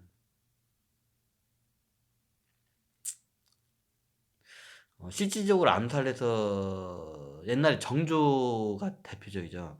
정조 이 양반은 항상 암살로부터 저기 이게 항상 저기 암살자들이 막 주변에 도사리고 있던 양반인데 근데 이 사람 말고도 정적이 많으면 암살자가 많을 수밖에 없어요, 왕들이. 그리고 인제 옛날에 뭐 역성혁명을 쉽게 말하면 역성혁명이고 쿠데타를 일으키는 애들 다 역모래가 죽이면 걔네들이 나중에 암살을 자들을 보내요. 그러면 항상 저기 궁에서는 암살에 시달려요. 이게 저기 왕 같은 경우에는. 그럼 암살 때문에 궁의 구조를 이게 저기 이게 만드는 희한하게 만들어요. 예를 들면 왜 궁을 이렇게 만들었을까? 좀 반듯반듯하게 계획적으로. 근데 궁을 갖다가 일부러 미로 모양처럼 만들어요. 근데 그 옛날에 많이 이게 다 저기 시대가 지나면서 파손이 돼서 이제 많이 없어졌는데 어느 저 궁을 가잖아요. 그 궁을 가면 궁이 마치 미로와 같아요. 그럼 막 길을 잊어먹을 것 같아. 근데 다 이유가 있어요. 암살 때문에 그래요, 그게. 이제 저기 태자나 저기 중전 아니면 상왕, 왕을 갖다가 이제 암살을 시도가 겁나게 와요. 그러면 궁을 갖다가 일부러 복잡하게 보면 이게 뭐랄까 약간 미로처럼 만들어요. 근데 처음에 왜 이렇게 만들었는지 이해가 안 되니까 나중에 이걸 역사를 아니까 이게 보이더라고요. 그리고 나중에 어떤 경복궁에 가면 이제 지금은 그게 없어서 다 없어진 것 같은데 지금도 있으려나 보네. 경복궁 중에서도 궁 중에서도 이게 보면 창경궁에 지금도 이게 있을 거야 아마. 궁예에서도 오래된 고택 건물들이 있어요. 고택궁들이 거기 가면 이게 이런 이상하게 막 이렇게 나온 데 있잖아요. 이게 쉽게 말하면 자객들이 손을 짚고 이렇게 막 벽을 기어서 올라갈 것 같은 닌자들이 막 벽을 기어가 지붕 올라오고 막 그러잖아요. 닌자가 암살자니까. 마치 그런 닌자들이 올라가서 이렇게 할 것 같으면 거기서 손을 다치게끔 이게 무슨 저기 피레침 비슷하게 이렇게 침 같은 걸 박아놔요. 이게 손을 이게 하면 이게 박혀 보이지 않는데 이게 침 같은 게 박혀 있더라고요. 암살자들 들어오는 거를 방지하기 위해서 이제 그런 것들도 보여요. 이게 잘 이게 알고 가면 보이지 않던 게 보여요, 막. 그래도 이제 하여튼 가까운 데서 제 지하철 여행은 제가 첫 번째 이제 궁 밀집 지역 뭐 여기는 뭐 궁이 겁나게 많아요. 그냥 무슨 궁, 뭐 경복궁, 창경궁, 창덕궁 그리고 주변에 박물관도 꽤 많기 때문에 이게 하여튼 이게 좀 홍보관적인 요즘은 이게 박물관을 보면 좀 이게 고증을 제대로 하고 해야 하는데 보통 이제 국가 입장이나 시 입장에서는 그 지역을 홍보하겠고 국가를 홍보하는 저기 그냥 홍보관으로 그냥 바뀌는 경우가 많아요. 예전에 저기 뭐냐 그 독립기념관인가 거기가 박물관이잖아요. 예전에는 무슨 일제로부터 고문당하고 이런 이제 피해받은 그런 막 그런 내용들이 많았는데 나중에 가보니까 이게 그냥 국가 홍보 내용에 가보니까 재미도 없고 이게 딱 보니까 홍보물이야 그냥. 이제 다 그냥 광고물이야 국가 광고물. 이게 좀 이게 이렇게 만들면 안 되는데 뭔가 이게 좀 이게 피부로 와닿으면서도 진실적이고 고증이 제대로 되는데 이제 국가 입장에서는 약간 뭐라 할까 박물관을 어느 박물관을 저 같은 경우는 잘 안 가요 우리나라 박물관을. 왜냐면 가봤자 뻔해. 볼 것도 없고 첫 번째 볼 것도 없고 두 번째 다 뻥이야 그냥. 고증도 제대로도 안 돼 있고 에이 저 봐봤자 뭐해 그냥. 그러니까 저기 우리나라 박물관이 좀 그래요. 이게 좀 그냥 광고물 홍보물에 가깝기 때문에 저는 제 컨텐츠 보면 박물관을 잘 안 돼요. 그러니까 박물관은 우리나라에서 좀 추천하는데 중앙박물관이 잘 돼 있고 그 중앙박물관 외에 이제 저기 사립박물관도 잘 돼 있는 데가 많아요. 근데 작아가지고 볼 게 너무 없고 사립박물관 이런 재단에서나 이런 데 하는 데는 근데 저기 박물관 가면 당연히 우리나라는 뭐 1호가 중앙박물관 그리고 뭐 용산에 있는 전쟁박물관 거기도 괜찮아요. 그런데 이제 큰 박물관이 잘 돼 있고 다른 지역이나 다른 박물관들 가면 그냥 홍보물이에요. 그냥 볼 게 없어요. 그냥 안 보는 그래서 제가 박물관 잘 안 가요. 이런 데 가면. 그게 홍보적 성격이 강하기 때문에. 그리고 이게 뭐 고증을 제대로 해야 되는데 고증도 제대로 안 돼 있고 그냥 홍보물이야 그냥. 대부분의 박물관들. 그래서 제가 박물관을 잘 안 가요. 제대로 안 돼 가지고. 하여튼 그렇고 인제 그래 가지고 인제 이게 수도권 인제 이런 게 있고 군비집은. 그 수도권이 아까 산 이거 말씀드렸고 인제 우리나라의 왕묘들이 조선 왕묘들은 다 여기 우리 경복궁을 중심으로 해서 보통 이게 원래 이 양반들이 왕묘를 그 거리가 있어요. 인제 나중엔 그게 좀 멀리까지도 가기도 하는데 그게 왕이 나중에 전 왕들의 쉽게 갈 수 있는 그 거리에 있어요. 그게 인제 십리라고 하죠. 보통 십리 안쪽에 4km, 4km면 걸어서 가면 길이 잘 닦였으면 1 시간이면 갈 수 있는 거리예요. 되도록이면 그 4km 안쪽으로 하려는데 나중에는 인제 이렇게 도시가 확장되고 안 되니까 인제 밖으로까지도 하는데 왕이 쉽게 자기의 선조들의 묘를 쉽게 찾아갈 수 있는 가까운 거리에다가 왕묘를 대부분 써요. 근데 나중에는 인제 이게 멀리까지도 가죠. 그 말은 즉 서울 안 지하철이 깔려 있는 안에 어지간한 조선 왕묘들이 다 있어요. 우리가 조선의 그 왕조실록을 공부하면서 그 묘들을 그 양식 같은 걸 보면 이게 밀사의 역사를 보면 기가 막힌 것들이 보여요. 이제 나중에 이거는 제가 설명을 드리겠는데 이제 알고 가면 모르고 가면 그냥 '아유 그냥 묘 겁나 크네.' 인제 그건데 알고 가면 '아 이렇게 해서 이렇게 해서 이래 가지고 묘가 이렇게 했구나.' 인제 이게 보여요. 이제 풍수도 배우고 하면 인제 그런 게 보이고. 하여튼 그런 게 있고 이제 옛 자취여행. 네 저 같은 경우는 풍물시장 같은 데를 제가 좀 예전에 좋아해서 많이 갔어요. 집에서 가깝기도 하고. 저 같은 경우는 뭐 지하철로 탈 것도 없이 우리 집에서 성북정 따라 내려가면 대략 1 시간 거리를 내려가면 그 저기 우리 집에서 내려와 가지고 성신여대역에서 성북천이 인제 이게 청계천까지 연결되거든요. 청계천 연결되자마자 바로 거기가 풍문시장이 있어요. 성북천하고 저기 그 청계천하고 연결되는데 그 뭐 풍물시장도 그 계속 청계천 따라서 위로 쭉 가면 거의 엄청난 그 풍물시장이에요 다.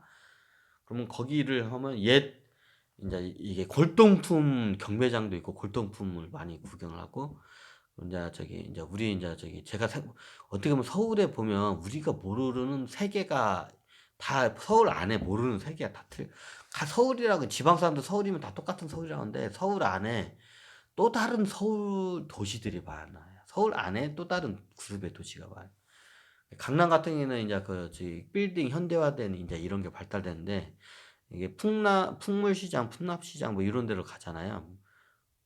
그러면 이게 틀려요 여기는 완전히 분위기. 옛날 좀 이게 옛날스러운 것도 있으면서도 여기 있는 분들이 이게 좀 거기 가면 이제 옷을 갖다가 우리가 인제 저기 재활용하는 옷이 있죠. 그러면 괜찮은 옷이 나와요. 이게 쉽게 말하면 우리는 뭐 저기 명품이나 저기 브랜드급 이런 옷들이 그런 데를 한 번씩 나와요. 그러면 이게 싸게 굉장히 새 옷 같은 옷을 거의 이제 그냥 아주 싼 값에 몇천 원에 말도 안 되는 가격에 구할 수도 있어요 거기 가면. 이게 대박이죠. 근데 거기에 가면 그걸 취미로 즐겨 가지고 골동품 저기 수집상들 있잖아요. 인제 이쪽 와서 수집하는 사람들도 있고 여기에 오면 틀려요 분위기가. 좀 약간 그런 골동품 수집상들도 있고 옛적인 게 거기 가면 지금도 그런지 모르겠지만 예전에 제가 한 2-3년 전에 갔을 때 거기를 집중적으로 갔을 때는 좀 약간 할아버지들이 많아요. 그 예를 들면 탑골공원 약간 느낌 그런 게 있어요. 이 탑골공원 느낌이 뭐냐면 거기에 무슨 관우사당이 있거든요. 그 저기 그 뭐냐 삼국지 관우 이게 임진왜란 때 거기 명황제가 관우의 꿈을 자기가 전생에 관우란 건 꿈을 꾸고 그리고 인제 저기 뭐냐 도와달라고 해 가지고 자기 동생이 유비 관우 장비잖아요. 자기 장비가 조선에 있는데 조선을 도와달라고 막 해 가지고 자기가 관우야 전생에. 인제 자기가 꿈으로 안 거야. 자기가 명나라 황제가 이름을 까먹었네. 자기가 그래 가지고 처음에 임진왜란 때 조선을 안 도와주려고 했어요. 자기네 뭐 내부도 그러고 뭐 "너네 나라 전쟁하는데 뭘 하냐." 그러니까 이게 꿈에서 인제 갑자기 유비가 나타나 가지고 유비 관우 장비잖아요. "관우야, 관우야. 조선이 어렵다. 지금 장비가 어렵다. 동생을 도와줘라. 조선을 도와줘라." 이 꿈을 계속 꾼 거예요. 그래 가지고 인제 명나라 황제가 '내가 전생에 관우였구나.' 그래 가지고 임진왜란이 명나라가 파병을 하게 되는 거예요. 이게 다 연결이 되죠? 모든 게. 모든 게 당연히 이거 픽션입니다. 실제가 아니라. 저는 픽션으로 한 겁니다. 그래 가지고 그 당시에 자기가 관우인 줄 알고 임진왜란 때 이게 사서에도 다 나와 있어요. 픽션이긴 하지만. 그래 가지고 임진왜란 때 파병을 해 가지고 그걸 어떻게 보면 저걸 해 가지고 조선에다가 관우 사당을 세우라고 인제 이게 해요. 그래 가지고 그때 관우 사당을 세운 게 이제 풍물시장에 있는 그게 관우사당인데 이름을 까먹었네. 무슨 저건데 하여튼 그 관우사당이 있어요. 그럼 거기 가면 관우사당이 생각보다 좀 크다면 크다고 할 수 있는데 생각보다 크진 않아요. 그럼 그 주변 관우사당 주변 일대가 뭐냐면 이게 다 이런 뭐랄까 이격이 막 이런 건데 이게 좀 이렇게 어려운 분들을 위한 시장이에요. 간호사당 다 주변 일대가 다 이게 왜 그런지 몰랐는데 이게 다 차원계까지 다 이게 딱 열어보면 이게 다 보이는 거야. 이게 4차원 귀신들이 인제 그걸 갖다가 다 그 시장을 다 만들어낸 거예요. 이제 나중에 이걸 보면.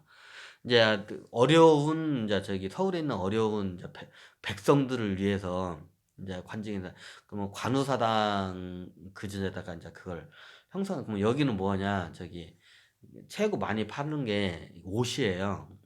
뭐 겨울옷 같은 거나 이런 재활용 옷. 그러면 여기 가면 옷 하나에 막 예전에는 옷 하나에 500 원짜리 옷도 있었어요. 옷 하나에 믿어지지가 않죠 거기서는. 근데 재활용 옷이요. 근데 괜찮아요. 입을 만해요. 이게 이 헌옷이 아니라 새옷 같은 헌옷. 헌옷인데 거의 새옷 같은 헌옷들이 많아요. 그래 거기서도 저 또 몇 번 이렇게 옷을 한번 사 입어 봤어요. 예전에 제가 얼룩 무늬인데 무슨 거기서 샀는데 10,000원짜리 자켓을 샀는데 옷이 이게 미군 이게 무슨 점퍼같이 생겼는데 이게 틀려요 이게. 이게 재질이 틀려요. 저 같은 여행을 이렇게 험한 데 가면 옷이 막 쫙 찢어지거든요. 이런 데 날카로운 데 부딪히면. 저는 이 험한 데 길을 많이 다니면 근데 그 옷을 입고 가면 절대로 안 찢어져요. 그래서 저는 이게 산행을 할 때 그 옷을 그 당시에 많이 해 가지고 그걸 꼭 나중에 재활용 옷에다 넣었어요. 누군가에겐 이 옷이 큰 힘이 되지 않을까 해 가지고 저 나름대로 재활용토에다 다시 넣었어요 옷이. 옷이 굉장히 그것도 인제 그 풍랑만 때 10,000원 주고 샀었는데 굉장히 좋더라고. 다른 뭐 잠바나 이런 거 입으면 이런 날카로운 데 이렇게 하면 쭉 찢어져요 그냥. 이게 빵꾸가 나고. 근데 그 옷은 절대로 안 나. 하여튼 그랬던 것 같아요. 그래 가지고 옛 자취여행을 했구나. 이것도 너무 길어졌네. 나중에 여행 관련 콘텐츠로 한번 네가 만들라 했는데 요런 여행을 했었고 나중에 인제 수도권 여행을 하게 되면 이제 남쪽은 남쪽으로는 수원까지 북으로는 의정부까지 갈 만해요.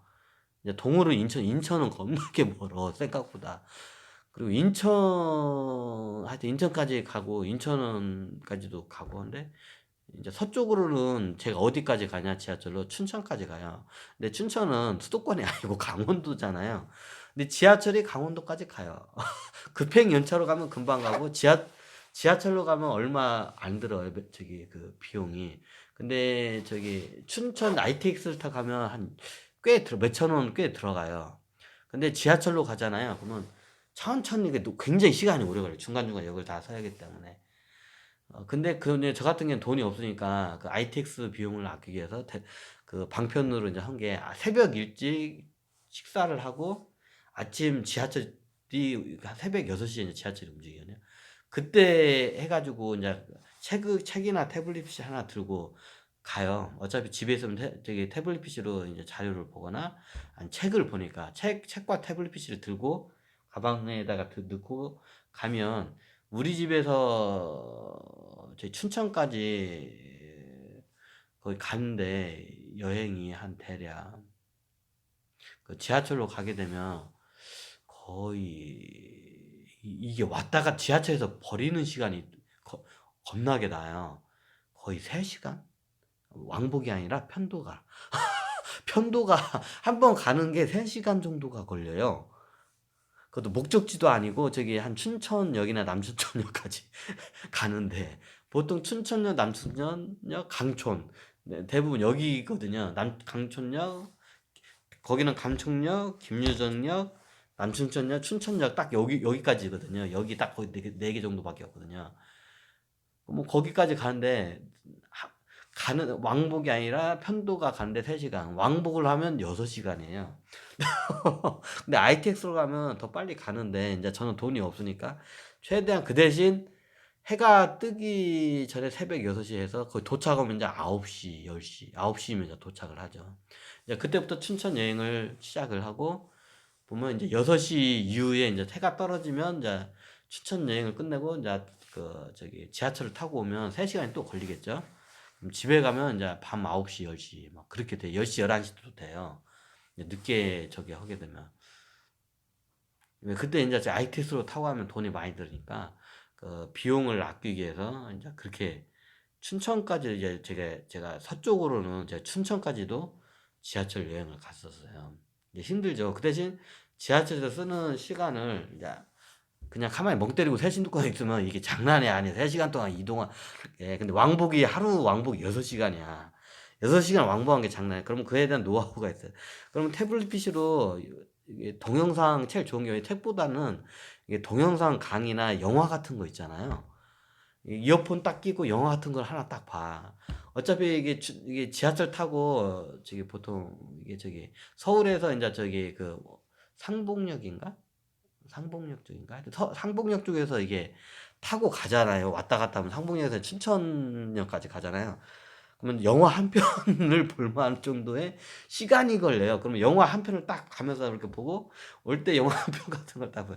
왜냐면 유튜브 같은 거 보잖아요. 무료 영화 같은 거, 특히 드라마 같은 거 이게 무료로 이렇게 드라마 같은 거 있잖아요. 예를 들면 뭐 태양 사신기도 옛날 그때 많이 봤는데 드라마가 막 몇십 편 시나리오잖아. 그러면 드라마 하나 거의 50분짜리 한 편 보면 그러면 한 편 보면서 가는 거야. 지하철 타고. 이게 노하우에 6시간 동안 지하철에서 그런 노하우가 없잖아요. 멍 때리고 하루에 왕복 6시간 왔다 갔다 해야 하는데 춘천까지 가려면 그 어지간 사람은 그게 안 돼요. 미쳐버려 그게. 저기 약간 저기 멀미도 나고 그러면 그 노하우가 뭐냐? 그러면 재미있게 가야 돼 그 지하철 안에서 그러면 그 드라마나 영화 같은 거를 몇 개 이렇게 세팅을 해놔요. 갈 때 볼 걸. 드라마가 제일 좋아요. 그 시나리오가 몇십 편까지 있으니까. 그럼 드라마 옛날에 못 봤던 걸 보면서 이렇게 딱 가고 하면 돼요. 또 재밌는 게 뭐냐면 이게 시리즈 이게 요즘 케이블 TV 같은 게 시리즈 다큐멘터리 같은 게 많아요. 이제 그런 것들도 무료로 이제 이렇게 나오는 게 많거든요. 유튜브로 나오고 다른 채널에서도 이게 많이 나오거든요. 무료로 나오는 이런 컨텐츠들이 굉장히 많거든요. 지하철로 가게 되면 태블릿 PC를 크게 보면 TV로 보는 거의 효과만큼 봐요. 태블릿 PC가 이게 인치수가 큰 거는 제가 같은 예전에 아이패드 큰 거를 썼거든요. 뭐 10인치짜리로 하잖아요. 괜찮아요. 막 이게 재밌어요. 이게 지하철 가면서 그거 보면 도착하면 다 거의 비슷하게 끝나고 도착하면 그때 여행이 시작되고 이게 노하우예요. 근데 이런 노하우들이 굉장히 필요해요. 그럼 춘천 가는데 하루 왕복 6시간을 지하철에서 여행해야지 멍 때리고 계속 가잖아요. 멀미 나고 거의 그냥 어떻게 보면 이런 노하우가 없으면 거의 그냥 약간 좀 거의 반고문에 가까울 정도로 힘들어요. 6시간을 계속 지하철 안에 있다는 게 장난이 아니거든. 이제 남쪽으로 길게 갈 때는 이게 아산까지도 가거든요. 근데 차마 거기까지 그거는 못 오겠더라고. 아산은 그쪽으로 내려가 봤자 그렇게 길게 내려가 봤자 이제 수원 밑으로도 이제 지하철이 다 연결이 돼요. 근데 수원 밑으로 가면 그 시간을 투자한 만큼 볼거리가 그렇게 없어요. 이제 천안까지도 그때 가봤는데 천안부터는 이게 볼거리가 그렇게 많지가 않고 솔직히 이게 딱 몇 번 가면 볼거리가 없어요, 천안 자체가. 그러면 그 시간을 투자한 거에 비해서 천안도 지하철로 가면 겁나게 내려가야 돼요. 춘천만큼. 투자만큼 별로 그렇게 값 없어요. 그래서 천안은 잘 안 갔고 수원까지만 지하철로 대부분 수원까지 그 안까지만 가고 수원에서 우리 집 사이 거기까지만 하고 그 이상은 어지간하면 제가 안 내려갔던 것 같아요. 너무 거리가 시간이 많이 걸리니까.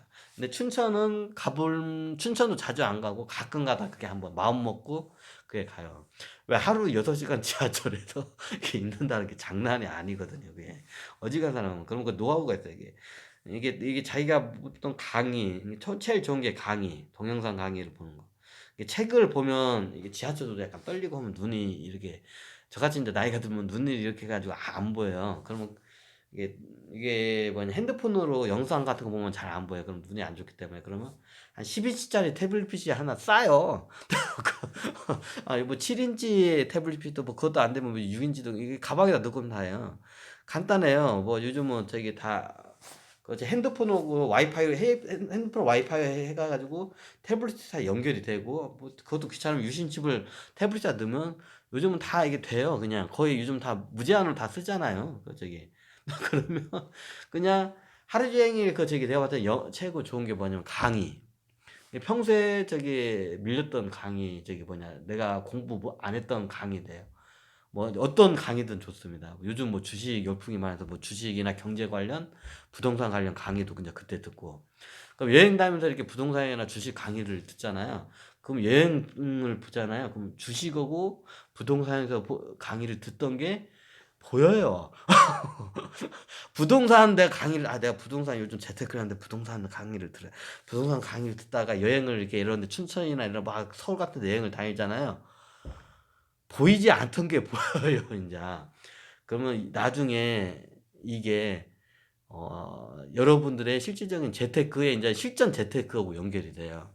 그럼 여러분들의 나중에 여러분들의 재테크로 하는 거면 나중에 이제 이런 걸 경험을 하고 이런 걸 알고 한 사람하고 그냥 직장 생활 열심히 거기만 그냥 직장집 밤에 회식 직장집 밤에 회식 토요일 일은 집에서 누워 있고 그냥 그런 사람하고 이런 과정을 거친 사람하고 10년, 20년, 30년 후에는 하늘과 땅 차이로 자산이 이게 벌어져요. 저도 옛날에 그런 부류였어요. 그냥 중고차 장사집.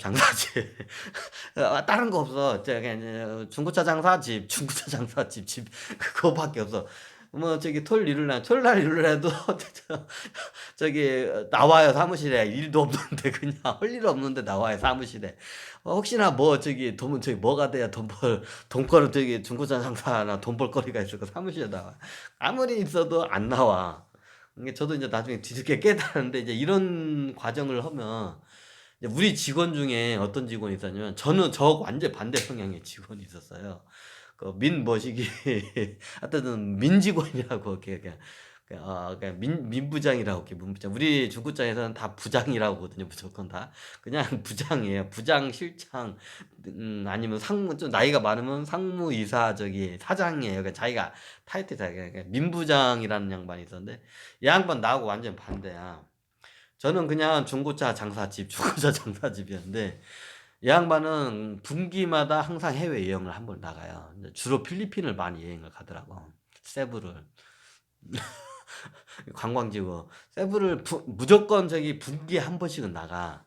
이제 해외여행을 그리고 주말 같은 경우에는 거의 이게 차 타고 차를 중고차 장사니까 얘는 이 양반은 민부장 이 양반은 이제 거의 슈퍼카나 스포츠카를 많이 이게 전문적으로 해요. 그럼 자기가 사놓은 거 갖다가 막 타고 다녀 놀러 다니고 그리고 또 하지만 이런 슈퍼카 같은 거 이제 타가지고 이제 상품화 시켜서 이제 자기가 타고 다니면서 그것도 여자를 겁나게 꼬시고 다녀. 또. 예를 들어서 슈퍼카 뚜껑 찍 열리는 차 이렇게 타고 다니면 이게 저기 젊은 저기 20대 여자들이 보면 다 뿅 간대요 그냥. 다 넘어온대. 그럼 차가 매일마다 또 바뀌어. 그러면 어머 저 오빠는 뭐야 매일마다 차가 바뀌어 왜 중고차장 그러면 그걸 항상 보면 대부분 인제 자기 메인 차는 있긴 있는데 국산차가 있겠는데 대부분이 인제 수입차 전문이거든요 그 민부냐. 그러면 수입차를 끌고 다녀. 수입차도 비싼 거 막 스포츠카, 슈퍼카 이런 걸 타네 막. 그런 거를 타고 다니면 이게 사람들이 뿅 가요 그냥 저 여자들이. 20 대들이 그 이거 보면 영화에서 나올 법한 저기 그 미국 헐리우드 영화에서 나올 법한 그런 슈퍼카나 그런 차들을 이거 끌고 가잖아요. 그러면 여자들이 다 그냥 딱 반한대 그냥. 그러면 뭐 항상 보면 여자들이 한 저기 주기적으로 바뀌어 그냥 여자들도. 이게 나하고 완전 반대 성향이에요. 그럼 내가 항상 민 부장한테 "야 민 부장 너 임마 장사 그렇게 하면 안 돼. 그 상품은 항상 깨끗하게 광택 내놓고 그대로 손님이 있나 오는 걸 항상 기다리고 스탠바이하고 기다려야지. 너 그렇게 하면 차 안 팔린다고." 아니나 다를까 인제 그 친구는 차를 막 1년 동안 차가 안 팔린 경우가 "네가 차를 타고 다니니까 손님이 올 때 그 차가 그게 이제 이 저기 준비가 됐어 해서 깨끗한 상태인데 네가 타고 다니니까 차가 지저분하니까 손님이 보고 그냥 가지 않냐고." 이 멍청아 내가 몇 번 이게 했어요. 차는 상품차는 네가 타고 다니면 건들면 안 된다고. 항상 저기 손님이 올 때까지 스탠바이가 돼 있어야 된다고. 저는 철저히 인제 장사꾼 마인드로 인제 비즈니스 마인드로 인제 그걸 충고를 해요. 왜냐면 저보다 장사를 한참 늦게 했는데 야 저보다 장사를 더 잘해 중고차 장사를. 내가 못하는 영역까지 막 손을 다 대 버려요. 저보다 한 장사를 한 2 년 3 년 2 년? 3년 늦 2년 정도? 2-3년 한 늦게 했는데 너무 잘하는 거야 장사를 중고차 장사를. 그래서 내가 한번 이게 충고를 하는데 그렇게 하지 말라고. 아니나 다를까 이런 원래 수입차 스포츠카나 이 비싼 차들이 보통 몇 달씩 하고 1년 넘는 게 이게 다반사래요. 손님이 없기 때문에. 근데 이제 한 번 팔리면 이게 굿즈가 장난이 아니에요 얘네들이. 아 1 시간 22 분이네. 그래 가지고 하여튼 그렇게 했는데 그 친구 같은 경우에는 이게 보면 분기마다 무조건 해외여행을 가요 걔는. 해외여행을 짧게는 일 주일 길게는 막 보름 정도 가요. 뭐 한 달까지는 인제 장사에 영향이 한 달까지 가는 경우를 내가 봤는데 그건 이래 아주 좀 소수죠. 보통 한 길게는 막 보름까지 가더라고 해외여행을. 제일 많은 게 필리핀 그다음에 뭐 다른 인제 주변 국가 일본이나 인제 이런 다른 주변 국가들도 막 가더라고요. 그러니까 인제 그 친구를 통해서 그 나라에 대해서 인제 저는 인제 저기 인제 같이 항상 밥을 먹거든요 점심밥을. 인제 중고차 얘기도 요즘 상황 어떻게 되냐면 인제 인제 걔네 같은 인제 술 같은 걸 먹고 점심을 항상 거의 같이 먹거든요 그 친구하고 민 부장하고 친하니까. 그러면 그 민 부장은 항상 나하고 인제 동갑이니까 인제 항상 이렇게 가면 저기 해외여행 간 내용 그 나라에 대해서 막 인제 설명을 하는 거예요. 저는 안 갔는데도 그 친구는 이제 나중에는 그 몰랐는데 이게 밥 먹으면서 '에이 그냥 뭐 그냥 해외여행 그냥 저기 한 거 들었나 보다.' 했는데 이게 그 친구에서 들은 그 점심시간 때 그 같이 밥 먹으면서 들었던 그 해외여행 그 내용이 나중에 엄청난 저의 자산이 되더라고요. 그 당시에는 몰랐는데 저는 해외여행 한 번도 참고적으로 간 적이 없었는데 근데 해외여행을 그 친구를 통해서 굉장히 제가 간접적으로 많이 체험을 많이 했던 게 큰 자산이 됐던 경험이 있어요. 근데 그 친구 같은 경우는 그렇게 해서 해외여행 가고 항상 토요일, 일요일 같은 경우에는 집에 안 있어요. 차 타고 이렇게 거의 이런 저기 이게 수도권뿐만 아니라 여행을 많이 다니죠. 그거에 대해서 인제 그때 많이 듣기도 하고 하여튼 그 친구는 그렇게 하더만 나중에 정말로 자산 격차가 저하고 엄청나게 벌어져요. 근데 저 같은 경우는 그렇게 장사를 하다가 원래 그 친구가 좀 유산을 물려받는 것도 있긴 있지만 그 친구가 하니까 나중에 보니까 인제 소문을 들었죠. 인제 저기 저는 중고차 그만두고 인제 아파서 저건데 나중에 그 친구 검색을 해 가지고 페이스북이나 인제 그 SNS에 올린 걸 봤어요. 자기 카페도 운영을 하더라고요. 근데 자기 카페를 여행 카페를 만들어 필리핀 여행 카페를 같은 걸 이렇게 만들었나? 하여튼 만들었던 것 같은 것 같은데 여행 카페를 하나 만들어 가지고 인터넷 카페를 만들어 가지고 그거로 영업을 하더라고요. 뭔가 했더니 얘가 필리핀에다가 자기 호텔 하나를 인수를 했다고 하더라고요. 제가 그때는 그게 한심하게 보였거든요. '야 너 씨 돈을 모아야지. 매일마다 그 해외여행 다니면 그 돈을 그러니까 민부장 "야! 돈 별로 안 들어." 뭐가 안 들어. 해외여행 가면 씨야 웃기지. 해외여행 가잖아. 제주도 가는 이제 해 저기 제주도 너 요즘 가는데 저기 얼마 10만 원도 안 들어. 제주도 항공료가. 근데 이게 잘 알아보잖아. 제주도 항공료 값으로 필리핀까지 갈 수 있는 그게 다 있대요. 그게 뭐냐고 그 외국인 노동자로 해 가지고 넣으면 그게 있대. 그러면 가면 저기 비행기 값이 제주도 가는 여행값보다 더 싸대요. 그게 야 세상에 그냥 그 있대고. 그러니까 자기들 인터넷으로 이게 막 그걸 신청을 하겠다니. 막 보라고 있자고 하냐. 그러니까 너도 갈래 하니까 됐다고. 그 필리핀 괜히 가봤자 요즘 매일마다 필리핀 가면 거기 가서 총 맞아 죽는다고. 난 거기 가면 총 맞아 죽기 싫다고 안 간다고. 이제 그러는데 야 같이 가자. 야 필리핀 가봤자 한 일주일 여행 가잖아. 한 우리 50만 원이면 떡 쳐. 그냥 다 해. 50만 원 떡 쳐. 50만 원이면 되는. 야 씨발 무슨 해외여행 가는데 50만 원 어떻게 하냐. 떡 친다고 50만 원이면 나 따라오라고. 근데 내가 안 갔어요. 근데 그 친구는 이제 여행을 많이 가면서 노하우가 많기 때문에 적은 비용으로 이제 필리핀 여행하는 노하우가 쌓은 거예요. 이제 이 친구가 이제 그 노하우를 기반으로 해서 여행 카페를 만들고 이제 저기 페이스북에다도 이제 자기 저걸 하더라고요. 이제 페이스북에 때문에 영업 활동은 않고 그 카페로 활동을 하더라고요. 자기 이제 예전에도 중고차 장사할 때 여행 필리핀 카페 이렇게 막 공유하는 카페가 있어요. 그러면 회원들끼리밖에 볼 수 없는 그런 내용들이 사진 내용이 있거든요. 그러면 막 별의별 내용들이 많아요. 참고적으로 일반인들한테 이거 지금 방송으로 할 수 없는 내용들이 겁나게 많아요. 그런 내용들 이제 그런 게 많이 이제 정보가 공유이 되더라고. 이제 그러면서 나중에 이 친구가 이제 카페를 하나 여행 카페를 내 가지고 그걸 해 가지고 그걸로 해서 호텔 영업을 하고 있더라고요. 호텔 하나 필리핀 세부에다가 인수를 했다고 하더라고요. 나중에 이제 그거를 수수문을 듣고 나중에 이제 페이스북 검색해서 하니까 나오더라고. 그 카페도 보니까 이제 그런 거 하고 이제 요즘은 안 보는데 이게 저 같은 경우에는 지금 그 뒤로 해가지고 저 같은 경우에는 항상 이런 시야가 중고차 제 비즈니스 중고차 하나만 보고 하던 사람하고 시야와 이제 나중에 뭐 저도 재테크는 다른 거 공부해서 저거 했는데 이 친구 같은 여행을 다니면서 비즈니스 모델을 중고차에서 다른 데로 이제 확장을 한 거예요. 이제 나중에 거기서 렌트카 렌트카 회사도 하나 또 냈다고 이제 그 사진을 올리더라고. 이게 호텔을 하게 되면 렌트카를 당연히 쓰게 되잖아요. 그러니까 손님들이 호텔을 오니까 얘가 자기 이제 자회사죠. 어떻게 뭐 회사는 호텔이고 자회사는 렌트카를 이제 그룹이라고 하네 얘가. 하여튼 이게 자기 호텔을 인수하고 호텔 오면 사람들이 렌트카가 이제 수요가 필요하잖아요. 그럼 호텔 오면 어디 좋은 렌트카도 소개시켜 달라고 하잖아. 그럼 그럴 바엔 내가 옛날 중고차 장사도 하고 근데 옛날 그 얘기를 하더라고. 자기도 렌트카를 낼까 말까. 제 세부에다 그랬는데 근데 나중에 호텔 내고 렌트카 회사까지도 냈더라고요.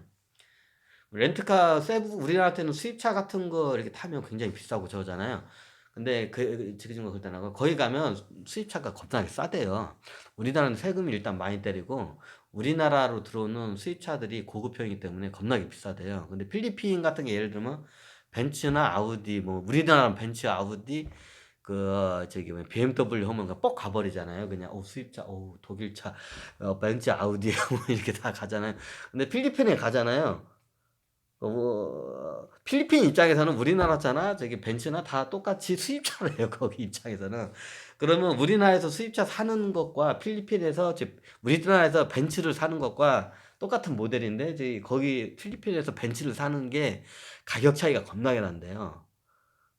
그럼 우리나라 현대차를 수입해서 필리핀에서 렌트카로 돌리는 비용 하는 거고 이게 수입차로 이게 벤츠나 BMW를 수입차로 하는 거고 차이가 얼마 안 난대요 생각보다. 그럼 우리나라 어차피 관광객 거의 호텔 손님이 우리나라 사람이기 때문에 기왕 왔으면 렌트카를 수입차를 타고 싶지. 국산차 예를 들면 뭐 NF 소나타 평소에 타던 NF 소나타나 그랜저를 타고 싶지 않잖아요. 이게 벤츠나 아우디 BMW 타고 싶지. 그래서 벤츠, 아우디, BMW로도 이게 렌트카를 하는데 비용이 많이 안 든다고 하더라고요. 그 친구가. 그래가지고 다 저기 우리나라 보면 이제 렌트카를 이제 BMW, 아우디 그리고 뚜껑까지 열리는 더 좀 이게 렌트비를 더 투자하면 뚜껑까지 열리는 차가 겁나게 저렴하게 렌트를 카를 저기 제공을 해줘요. 그러니까 나중에 자회사로 렌트카 회사까지도 그 친구가 찾았던 거 옛날에 한번 봤던 것 같은데 이제 나중에 그 렌트카 회사는 접더라고요. 그게 별로 비용 저기 수익이 안 나서 그런지 나중에 저도 이제 이게 보니까 렌트카 회사를 접더라고. 저기 카페나 이런 거 SNS를 보니까 아무래도 그 자회사가 별로 이게 수익이 별로 영 안 좋았나 봐요. 나중에 이제 호텔 사업만 저고 하여튼 그렇게 하더라고 그 친구는. 그러니까 이런 거 여행을 하면서 이게 파생이 되더라고요. 뭐든 이제 비즈니스 모델하고. 그러면 이 친구 같은 경우는 자산이나 이제 그 호텔을 하면서 수익이 겁나게 이제 저거는 비교 안 돼요. 저는 왜냐 저는 백수고 그 친구는 이제 제 호텔 사장 나한테 호텔 저거니까. 근데 그 친구 같은 경우에는 내가 알기로는 그것만 하나 아닌 게 아니라 여기저기 돌아다니면서 투자를 해요. 투자를 해요. 왜냐면 자기가 직접 할 수는 없는데 투자하기 좋은 거리가 있잖아요. 투자를 해요. 왜냐면 이 친구 같은 경우 예전에 중고차 장사할 때도 그랬거든요. 다른 사람한테 투자를 해요. 막 이게 돈 없는 중고차 딜러들한테도 투자를 해요. 그럼 이제 몇 대 몇으로 이제 프로테이지 나누기도 하고 매달 얼마씩 이렇게 월세 개념으로 이렇게 받기도 하고 투자를 해요. 이 친구 같은 그게 좀 일찍 깨는데 저 같은 경우에는 아씨 그 투자 잘못하면 뛴다고 그래서 전 투자를 안 해요. 왜냐면 중고차 저기 여기 좀 약간 연륜이 있으신 분들 중에 투자 잘못해가지고 저기 전 재산 날리는 사람들 이제 겁나게 많이 봤기 때문에 투자는 안 해요. 그냥 투자를 하더라도 굉장히 신중하게 하기 때문에 투자 중고차에서 돈 많이 벌고 투자 잘못해가지고 전 재산 날리는 사람들 되게 겁나게 많이 했기 때문에 근데 그 친구들은 그런 걸 많이 하더라고요. 하여튼 그러면 이게 안목이 트여요, 이게. 매일마다 자기 직장집 한 사람들은 딱 그 시야가 딱 거기에서 멈춰요. 그럼 여러분들이 요즘 재테크인데 주식이나 저기 뭐든 저기 주식 재테크하고 요즘은 대표적인 게 주식 그다음에 부동산 재테크잖아요. 그러면 부동산 강의를 듣고 저기 주식 강의를 듣고 이렇게 여행을 다니잖아요. 이게 그 주식 재테크 강의와 여행이 따로따로 노는 게 아니에요. 연결이 돼요, 다. 나중에 내가 요즘 대부분 직장인이니까 직장 생활들이 여행을 다니다 보면 나의 그 비즈니스 모델이 여러 가지의 그 모델들이 나와 성향에 맞는 것들이 보여요. 그럼 이것도 다 이제 돈으로. 그러면 뭐 자기가 비즈니스 보고 자기가 뭘 창업하면 직장에서 이제 잘려도 저기 뭐냐 염려가 없죠. 항상 직장인들은 그러잖아요. 이 직장 잘리면 나 뭐 먹고 사나 하고 다 이러잖아요. 그러면 이렇게 여행을 평소에 다니고 하면 준비가 된 사람들은 직장인 잘려도 다음에 후속 그 대안 조치가 다 이게 이런 사람들은 이게 다 저기 이게 되더라고요. 그래서 제가 이제 좀 약간 집 여행을 그래서 어차피 비용이 얼마 안 들고 이게 좀 잠깐 시간만 내면 돼요. 시간만 비용은 저처럼 하면 얼마 안 들어요. 서쪽으로는 제가 춘천까지 했는데 춘천은 진짜 이렇게 빡세기 때문에 이게 장거리 여행을 가면 그 노하우가 있어야 돼. 이런 강의나 요즘 태블릿 PC 같은 거, 뭐 아이패드 같은 아이패드 프로 같은 거, 막 10인치짜리인가 이게 하여튼 7인치 이게 굉장히 커요. 이게 하여튼 이런 거 하면 얼마 이거 안 비싸요. 요즘 싸요 다. 핸드폰 저기 요즘 삼성 핸드폰 괜찮은 거면 다 100만 원 넘잖아요. 태블릿 PC 잘 봐봐요. 막 40만 원, 50만 원밖에 안 가요. 이거 화면 큰 게 어차피 뭐 그렇다고 뭐 인터넷비가 따로 드는 게 아니라 저기 핸드폰 그 유심칩 옮기거나 유심칩 뭐 모두 저기 안 옮기더라도 다 이게 와이파이로 다 저기 연결이 돼 핸드폰으로. 그러면 다 그냥 동영상 무제한으로 보니까 그러면 돼요 그냥. 아유 강의가 겁나 걸어져 버렸네. 이렇게 해서 제가 인천 북쪽으로는 제가 의정부까지 하는데 이제 의정부 쪽으로는 그렇게 거기는 볼 거 없고 일단 수원까지는 볼 게 좀 많은데 북쪽으로 하면 일단 그렇게 볼 게 별로 없어요. 있긴 있는데. 근데 서울 자체가 원체 여기가 서울 자체만으로도 제가 서울은 아직 여행을 갈 데가 굉장히 많다고 지금도 못 간 데가 겁나게 많은데 여기는 무궁무진해요 서울하고 거기서 확장하면 이제 수도권 어제 남한산성도 있고 뭐 하여튼 이제 여기 너무 길어지면 거시기 하니까 그러면 우리도 더 중에 놀이공원 같은 게 많아요. 가끔 가다가 이제 좀 심심하다 싶으면 놀이공원에 한 번씩 가는 것 같아요. 근데 저 같은 경우 혼자 다니니까 놀이공원을 가면 이제 카드 포인트나 이제 카드 혜택 같은 거를 받잖아요, 기본적으로. 뭐 이게 카드 같은 거 혜택 되는 걸 잘 하면 놀이공원 같은 거 어지간한 카드는 다 돼요. 근데 안 되는 카드도 있지만 이제 그걸 잘 알아보시고. 그러면 카드 제휴가 된 걸 있잖아요. 뭐 우리 뭐 서울에는 뭐 에버랜드, 그리고 저기 뭐냐 서울대공원, 거기에 뭐 저기 동물원이나 뭐 저기 놀이공원 같이 다 있고, 그리고 박물관 뭐 이쪽에 근처에 박물관도 다 있고, 대표적인 두 개네. 그리고 이제 롯데 그 월드인가 롯데월드, 거의 요게 여기 대표적이죠, 우리나라는. 그냥 우리나라 놀이공원이 거의 이 세 회사 세 군데가 거의 독식을 다 해요. 그리고 굉장히 규모가 크고, 규모는 압도적인 당연히 에버랜드가 크고, 그 다음으로 큰 게 서울 대공원 쪽. 이제 그 다음으로 이제 다른 데도 있긴 있는데 볼 게 솔직히 없어요. 다른 데 작은 데는. 그 롯데월드도 가면 하루 한 바퀴 딱 돌면 그냥 딱 끝이에요. 그냥 롯데월드는 뭐게 좋냐면 그날 서울에서 장점이 뭐냐면 가깝고, 이제 바이킹이나 놀이공원을 가까운 데서 쉽게 탈 수 있는 그 하루 코스, 하루 한 반나절 돌면 그냥 다 돌아요. 거기는 조금만 하니까. 저 같은 경우에는 거기는 잘 안 가고 에버랜드를 많이 가요. 에버랜드가 가면 스케일이 장난이 아니에요. 에버랜드가 여기를 가면 여기는 어디에 뭐가 있는지 길을 잊어먹을 정도니까. 에버랜드는 뭐 다 가보셨지만 저보다 뭐 잘 아시는 분이 많아요. 에버랜드 같으면 카드로 제휴를 하잖아요. 그러면 이제 저기 그 모든 걸 탈 수 있는 저기 그 회원 거 하여튼 다 있어요. 그럼 그게 모든 거 탈 수 있으면 한 2만, 내가 알기로 2만 몇천 원 정도밖에 안 되는 걸 알았어요. 뭐 요즘 영화 한 편 보면 10,000원이잖아요. 한 시간, 지금 한두 시간짜리 영화 한 편 보는데도 10,000원인데, 거기서 제휴로 가져온 한 명 보는데 2만 몇천 원밖에 안 들어요. 저기 뭐냐, 이게 저기 식대비 아끼려면 저건데, 저가 이제 거기 갈 때는 제가 식대비를 아끼질 않아요. 이제 거기 가면 안에서 이제 먹어요. 왜냐면 좀 거기서 주먹밥 먹기가 좀 그렇잖아요. 에버랜드 안에서 혼자 청승맞게. 그래서 거기서는 거기 안에 있는 식당을 저는 애용을 해요. 그냥 그렇게 비싸지 않고. 비싸긴 비싼데 저 같은 게 어디를 많이 하냐면 KF 그 저기 이것도 노하우인데, 그 애들한테 이제 인터넷에서 배웠는데, 거기에 들어가면 식당들이 다 비싸요. 근데 비싸지 않은 식당이 하나가 있어요. KFC란가? 거기에 저기 햄버거 통닭을 팔잖아요. 여기는 가격이 거의 시중가하고 내가 똑같은 걸 알고 있어요. 이런 시중가하고. 근데 다른 거는 이게 관광지다 보니까 이게 비싸요.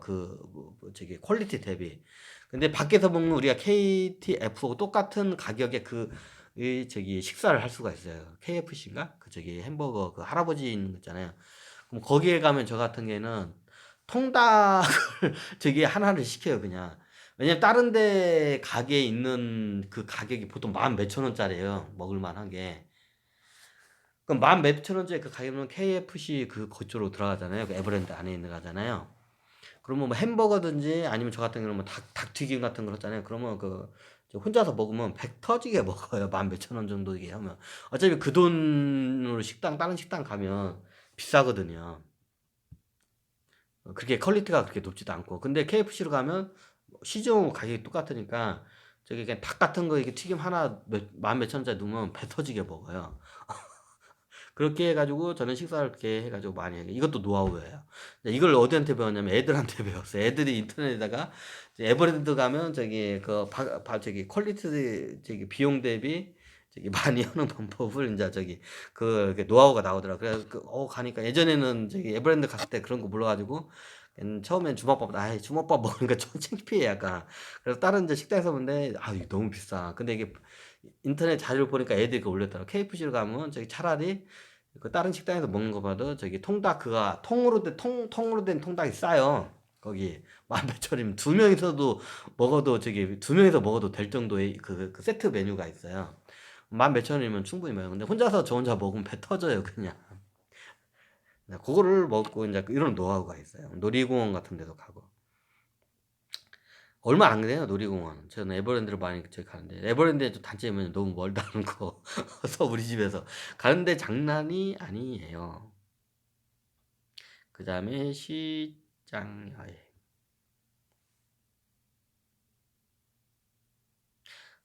이제 각각 서울이나 수도권의 대표적인 시장들이죠. 뭐 남대문 시장 있고 동대문 시장 있고 뭐 이거는 저보다 더 아는 분들이 많이라고 봅니다.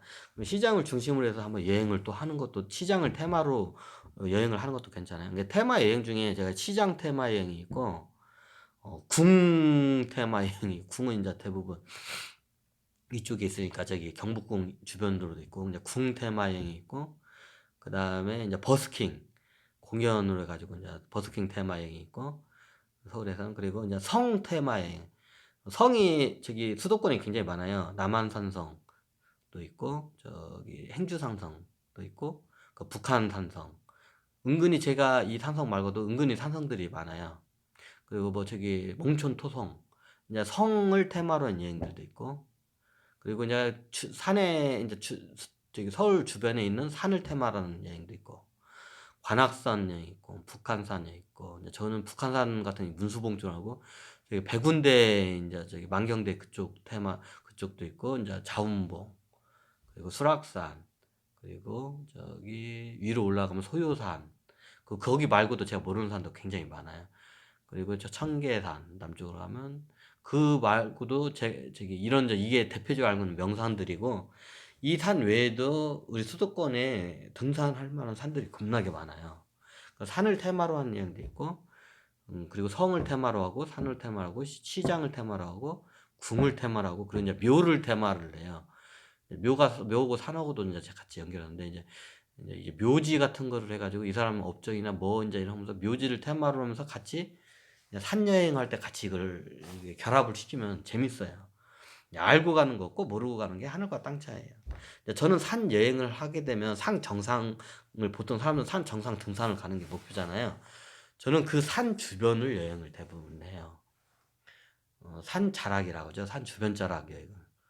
뭐 산 정상은 한번 가면 그냥 그게 그거야. 보는 게 뻔해. 근데 산 자락을 가자. 예를 들면 북한산 하나만 보면 북한산 자락을 가자. 지금도 아직도 제가 북한산 자락을 다 여행을 다 못했어요. 겁나게 많아요. 저는 이제 산 자락 여행을 많이 해요. 거기에 사람들이 많이 살고 사람들 생활 양식 그리고 옛날 이제 좀 뭐가 있었던지 이제 역사적인 거 이제 이런 거 알고 가면 재밌어요. 근데 그 딱 산 정상 꼭대기만 찍고 내려오면 딱 어떻게 보면 그거 하나예요. 주변을 여행하고 산 꼭대기 한 찍는 것도 좋은데 이렇게 산 주변 여행을 하는 것도 저도 한 추천을 드려요.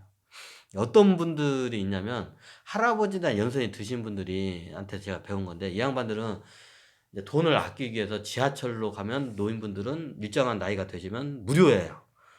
지하철 여행 돈도 안 들어요. 그러면 저기 예전에 수락산 같은 데 가면 그 각설이 타령 하루 종일 공연하는 데가 있어요. 무료예요. 그럼 역 같은 거 이렇게 팔아요. 물건 같은 거 팔아요. 그러면 그걸 조금씩 사줘요. 그럼 하루 종일 거기서 할아버지 할머니들 그 각설이들 공연하는 걸 봐요. 그러면 돈이 거의 안 들더라고.